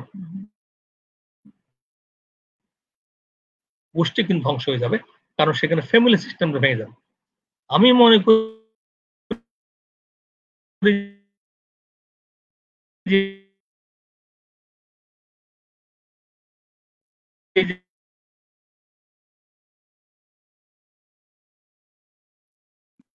যারা ইসলাম বিদ্বেষ সম্পন্ন, তারা বোধহয় একটি প্রধান কারণ এখানে অ্যাড্রেস করার চেষ্টা করেছে, আমার ধারণা, এটা আমার ধারণা এবং আমি অনেক স্টাডি করেছি। সেটা হচ্ছে ফ্যামিলি সিস্টেম ভেঙে দেওয়ার জন্য সবচেয়ে উপযুক্ত হচ্ছে যৌনতাকে অত্যন্ত ওপেন করে দেওয়া, যৌনতাকে প্রকাশ করা, যৌনতাকে সামনে নিয়ে আসে। এবং এইটা করতে পারলে তাদের ধারণা যে মুসলিম, মানে যদি আমি মানুষের সংখ্যা বৃদ্ধি পরিসংখ্যান দেখি, স্ট্যাটিস্টিক্স অফ দ্য পপুলেশন, তাহলে রিলেটিভলি মুসলিম কান্ট্রির ভিতরে বেশি, সমস্ত ওয়ার্ল্ড দেখতে গেলে মুসলমানদের সংখ্যা কিন্তু বৃদ্ধি পাচ্ছে। এবং এইটাকে বন্ধ করার জন্য আমার মনে হয় একটা পরিকল্পিতভাবে অশ্লীলতাকে ছড়িয়ে দেওয়া হচ্ছে, এই পর্নোগ্রাফিকে উৎসাহিত করা হচ্ছে। ব্যবসা তো তারা করছে, তাদের দেশে তো পর্নোগ্রাফি তাদের দেশে আছে, তারা এত ওপেন সোসাইটি, পর্নোগ্রাফি করলো না করলো খুব নষ্ট যা হওয়া তারা হয়েছে, তার ফ্যামিলি সিস্টেম তো এমনি নষ্ট হয়ে গেছে। আপনারা সবাই জানেন যে পাসপোর্টের মধ্যে তো বাবার নামও লেখে না, মার নামও লেখে না, দিস আর হ্যাপেনিং, অত তাদের এগুলি কোনো বিষয় নয়। আমাদের দেশে একটা মুসলিম সোসাইটি হিসাবে আমাদেরকে যদি আমরা মুসলিম হিসেবে দাবি করি, তাহলে আমাদের ইসলামটাকে যদি আমরা প্র্যাকটিস করি সবাই মিলে, তাহলে কিন্তু আমরা সবগুলি সমস্যার সমাধান করতে পারবো। কিন্তু আনফরচুনেটলি আমরা আমাদের ব্যক্তি স্বার্থের ঊর্ধ্বে গিয়ে, যেটা আমাদের ইলিয়াস কাঞ্চন ভাই সুন্দর করে বললো, যে আসলে আমরা তো নিজের স্বার্থটা, আমি যে বাবা যে শিক্ষা দিই, বাবাকে তো শিক্ষা দিই, বাবাকে কে শিক্ষা দিয়েছে, আমি শিক্ষককে শিক্ষা দিচ্ছি কিনা, নৈতিকতা শিক্ষা করতে গেলে আমি প্রথমত আমার প্যারেন্টস থেকে শিখবো, তারপর তো আমি শিখবো আমার স্কুল থেকে শিখবো, আমার যাদের সঙ্গী সাথে তাদের থেকে শিখবো, তাদেরকে শিখাবে। অর্থাৎ তুলনামূলকভাবে বাংলাদেশ দেখেন যারা ইসলামী সংগঠন করে, ছাত্র সংগঠন অত বড়দের সংগঠন, ইসলামী যারাই রাজনৈতিক অরাজনৈতিক সংগঠন, তারা কিন্তু পরিসংখ্যান দিক থেকে এই ধরনের কাজে অনেক কমজোরি, অনৈতিকতার সাথে অনেক কমজোরি।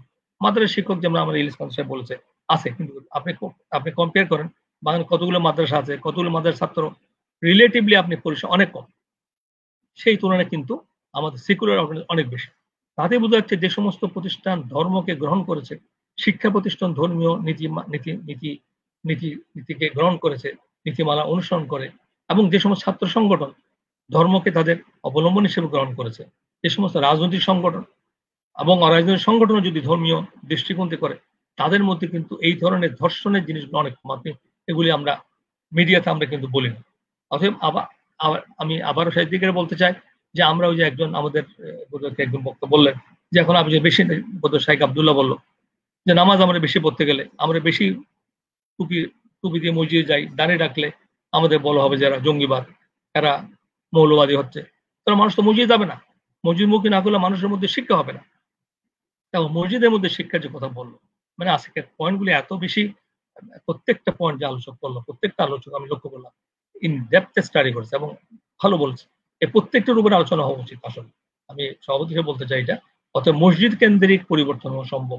মসজিদে খুতবা, যেমন আমার ইলিয়াস খান অত্যন্ত সুন্দর করে বলেছে যে মসজিদের মধ্যে খুতবা হয়, সে মানুষ গল্প করে শুনে না। আমাদের মসজিদের মধ্যে খুতবা দেওয়া উচিত প্রথম অংশে বাংলা, আমরা দিচ্ছি আরবিতে। আমরা খুতবা দেওয়ার আগে, এবং এটা নিয়ে কন্ট্রোভার্সি, আপনি যখন বাংলা খুতবা দিবেন আমাদের আলেমরা আপনার পিছনে লাগবেন। অথচ খুতবা অর্থ হচ্ছে বক্তৃতা। অর্থাৎ খুতবা বাংলাদেশের 4 লক্ষ 5 লক্ষ মসজিদ, মসজিদের খুতবার ভিতর দিয়ে সপ্তাহে একদিন করে 1 মাসে 4টা খুতবা কাজে লাগাতে পারলে আপনি বিশাল ব্যাপার। বাংলাদেশে প্রায় আমার ধারণা পুরুষদের মধ্যে 90% লোক নামাজ পড়ে, তোমার আমাদের 80% নামাজ পড়ে। 80% লোককে এই ধরনের অ্যাড্রেস করার আর কোনো মিডিয়া নেই, কোনো টেলিভিশন মানে এত বেশি সংযোগ নেই। একটা বিশাল একটা মাধ্যম। তাদের খুতবার মধ্যে প্রথম অংশে যে খুতবার যেটা অব্লিগেটরি পার্ট যেটা বলছে, দ্বিতীয় প্রথমবার বাংলা কোনো সমস্যা নেই। আমি কয়েকটা মসজিদ দেখছি বাংলাদেশ, অনেক মসজিদে বাংলা দেন। আমি ক্যান্টনের মসজিদে একবার নামাজ পড়ছি, বাংলা খুতবা হচ্ছে, মাশাআল্লাহ। খুতবার অংশ বাংলা থাকতো, প্রথম আলোচনা করলে হবে না। এই খুতবার ভিতর দিয়ে আমাদের নীতি নৈতিকতা অনেকটা শেখানো যাবে। ইসলামে যে তাকওয়ার কথা বলছে সেটি শেখানো যাবে। আমরা আল্লাহকে ভয়, ইন্নাল্লাহ ইয়াখশাউনা রাব্বাকুম, যে কোরআনে বলছে যে যারা রবকে দেখা যায় না তাকে আমি ভয় পাই, যে কথাটা ইলিয়াস খান ভাই অত্যন্ত অত্যন্ত জোরালে, আলহামদুলিল্লাহ তার মধ্যে এই দিন আমাদের থেকে তার দিন, তার মান অনেক উপরে, তাকওয়া অনেক উপরে, যে স্পষ্ট করে বলছে আমরা আল্লাহকে ভয় পাই। আমাদের মধ্যে আল্লাহর ভীতি ঢুকাতে হবে, আল্লাহর ভালোবাসা ভয় দুটা ঢুকাতে হবে। আল্লাহ আমাকে ভালোবাসবেন না, এটাই কিন্তু একটা ভয়, যে আল্লাহর ভালোবাসার থেকে আমি বঞ্চিত হব। অতএব এটা কিন্তু দুইটা স্পিরিচুয়াল ক্রেডিট দিক আছে। একটা হচ্ছে আল্লাহকে ভয় পাচ্ছি, শাস্তি দিবে, আরটা হচ্ছে আল্লাহ আমাকে পছন্দ করবে, এই কাজটা অপছন্দ করবে, সেই অপছন্দ থেকে আমি যাকে ভালোবাসি সে আমাকে অপছন্দ করবে, সেটা পছন্দ করবে। অথবা আল্লাহ আমাকে পছন্দ করবেন না, সেটা তাকওয়ার পার্ট। এটা মিলে কিন্তু তাকওয়া। একটা হচ্ছে ভয়, শাস্তি দিবে, আর হচ্ছে ভালোবাসা থেকে বঞ্চিত। খুতবার ভিতর দিয়ে একটা বিরাট শুরু। মিডিয়া একটা বিরাট প্রভাব। এখন মিডিয়া যে কথা ইলিয়াস খান সাহেব বলছেন, আমরা বাংলাদেশে কন্ট্রোল করলাম, বিদেশি মিডিয়া আছে, সেটা সরকার কন্ট্রোল করতে পারে। আমি মনে করি সরকারি নিয়ন্ত্রণ ছাড়া মিডিয়া কন্ট্রোল করা সম্ভব। Media is very sensitive. এখন আপনি যদি অন্য বিদেশি চ্যানেল বন্ধ করে দেন, ইন্টারন্যাশনাল প্রেশার হবে। আপনি দেখবেন আপনার ফান্ড বন্ধ হয়ে যাবে, আপনার ডোনেশন বন্ধ করে দেবে। আপনাকে গ্রহণ করতে হবে জন্য সেরকম আপনার স্ট্রেংথ লাগবে, সেরকম সাহস লাগবে, সেটা আপনাকে চিন্তা করে দেখতে হবে। অর্থাৎ মিডিয়াকে মার্জিত করতে হবে আমাদের, যেটা ডিফিকাল্ট। বরং আমরা খুতবাটাকে যদি আমরা কাজে লাগাতে পারি, আমাদের ইমাম সাহেবরা যদি যুবকদের উপযোগী বক্তব্য রাখতে পারে, তাকওয়া সৃষ্টি করার জন্য বক্তব্য রাখতে পারে এবং খুতবার অংশে, তাহলে কিন্তু ভালো ভালো, আজকে আমি বিভিন্ন ইউটিউবে দেখছি, বিশেষ করে ইউটিউবে, ফেসবুক তো আমি দেখি না বেশি, ইউটিউবে অনেক ভালো ভালো ইসলামিক বক্তব্য এবং অনেক লোক দেখে, যুবক শ্রেণীর বিশাল অংশ দেখে। অর্থাৎ সোশ্যাল মিডিয়া তৈরি করা একটা বিরাট জিনিস। আমি মনে করি এখন সোশ্যাল মিডিয়া কিন্তু অনেক ইফেক্টিভ। অনেকগুলি আমি দেখেছি যে ইউটিউবের মধ্যে, আপনি যদি চিন্তা করেন যে কোরআন কেরাত করতে আপনার বড় বড় কারিদের 23 কোটি 24 কোটি 25 কোটি লোক দেখছে। আপনি মেহের জৈন যে একটা ভালো আরব ইসলামিক সং, 24-25 কোটি তার ভিউয়ার্স।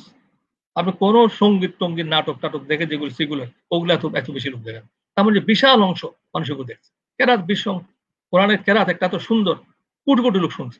মানুষের পরিবর্তন করা সম্ভব। আমরা একটা পজিটিভ, একটা নেগেটিভ সেন্টেন্স, একটা হচ্ছে বন্ধ করার করতে হবে, মিডিয়া নিয়ন্ত্রণ করতে হবে।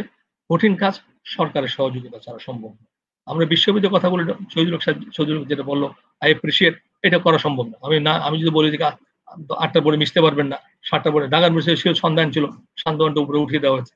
এগুলি রাজনৈতিক যে সমস্ত ছেলেপেলেদের সমস্ত এগুলির ব্যাপারে তাদের নিজের হাওয়াকে, তার প্রবৃত্তিকে কন্ট্রোল করা কঠিন, এগুলি ডিফিকাল্ট।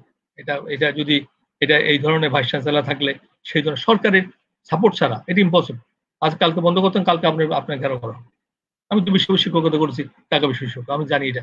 শহীদুল তখন সাহস করে কথা বললো, ইমপ্লিমেন্ট করতে গেলে ভাইস চ্যান্সেলর থাকতে পারবেন, কারণ এইটা একটা ফ্রিডম। যেমন আমার ফ্রিডম, আমি মিশবো, 10টা গল্প করবো, আমি পড়াশোনা করবো, আমি সকালে উঠলাম না উঠলাম সেটা আমার আপনি সো কল স্বাধীনতা। আমি বললাম এখানে এতগুলি কমপ্লিকেটেড ব্যাপার, এত কমপ্লেক্স সমাজ পরিবর্তন করা।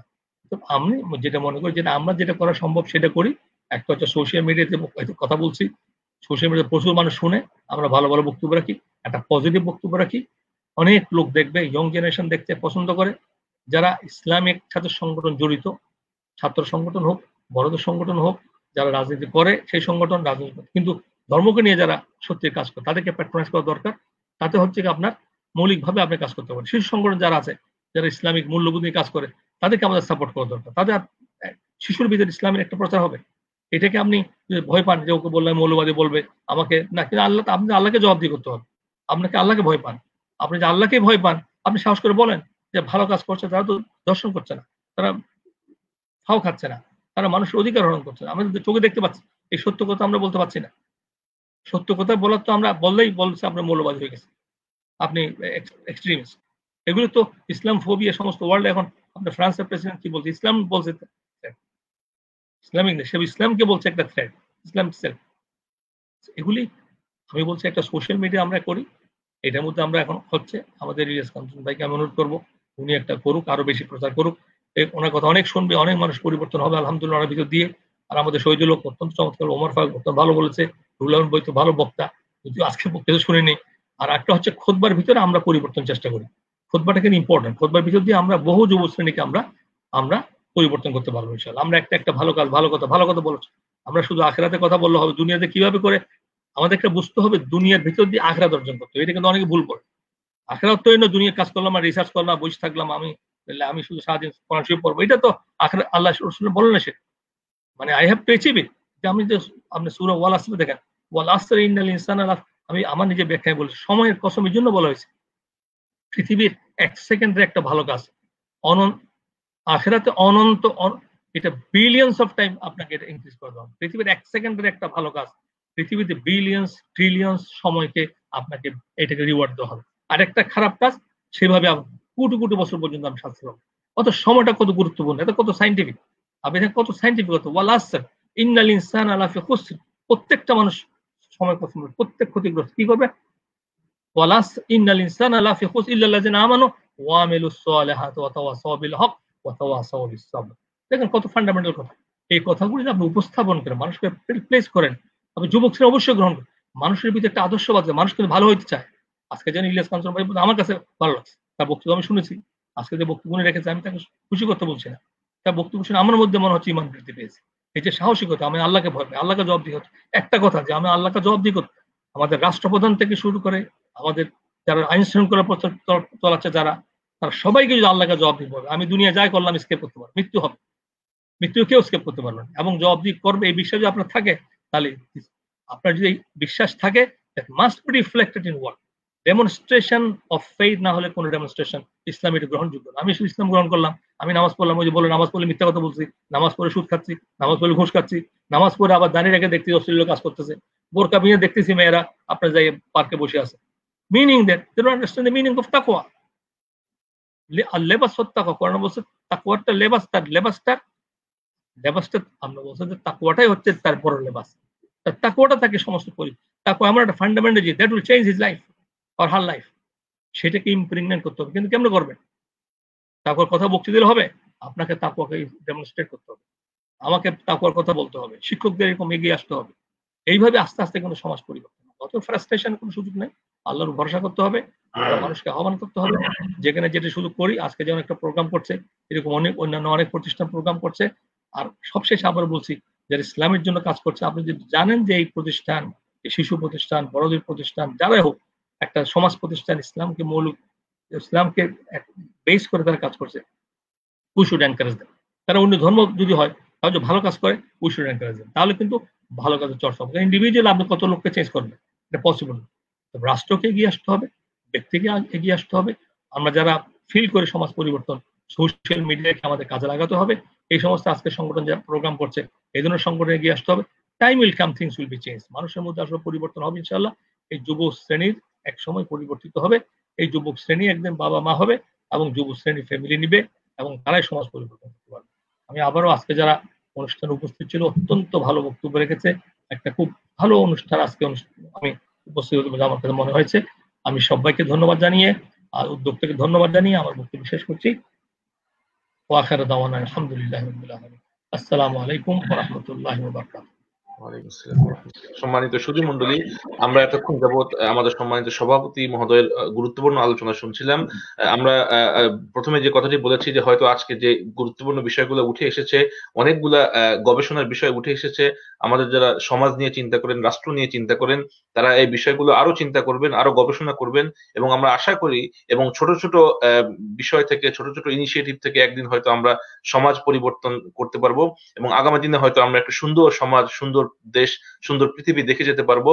এই আহ্বান রেখে, এই স্বপ্ন দেখে আপনারা যারা যুক্ত হলেন পৃথিবীর বিভিন্ন প্রান্ত থেকে, অত্যন্ত গুরুত্বপূর্ণ মেহমান আপনারা সকলে, প্রত্যেকেই নিজ নিজ জায়গায় অত্যন্ত গুরুত্বপূর্ণ ব্যক্তি। আপনাদের সময়ের জন্য, আপনাদের নিষ্ঠার জন্য আমরা ধন্যবাদ এবং কৃতজ্ঞতা প্রকাশ করছি। এবং দর্শক শ্রোতা মণ্ডলী যারা পৃথিবীর বিভিন্ন প্রান্ত থেকে আমাদেরকে দেখলেন এবং শুনলেন, আপনাদের প্রতিও ধন্যবাদ এবং কৃতজ্ঞতা প্রকাশ করে আমাদের আজকের আয়োজন আমরা এখানেই সমাপ্তি ঘোষণা করছি। আল্লাহ তাআলা আমাদের সকলকেই এই শ্রম, নিষ্ঠা এবং সময়কে কবুল করুন। আগামী দিনের একটা সুন্দর পৃথিবী দেখার প্রত্যাশায় আমরা এখানে শেষ করছি। আসসালামু আলাইকুম ওয়া রাহমাতুল্লাহ। ইয়াহিয়া খালাকে ধন্যবাদ। ইয়াহিয়া খালাকে ধন্যবাদ ভুলে গেছি, অত্যন্ত ভালো উপস্থাপনা করছে। আবার ইলিয়াস কাঞ্চন সাহেবকে আবার ধন্যবাদ জানাচ্ছি ফর ভেরি স্ট্রং কনভিকশন যেটা আছে। ইনশাআল্লাহ আমাদের দোয়া চাই স্যার, দোয়া চাই শহীদুল হক ইনশাআল্লাহ ইয়ং জেনারেশন।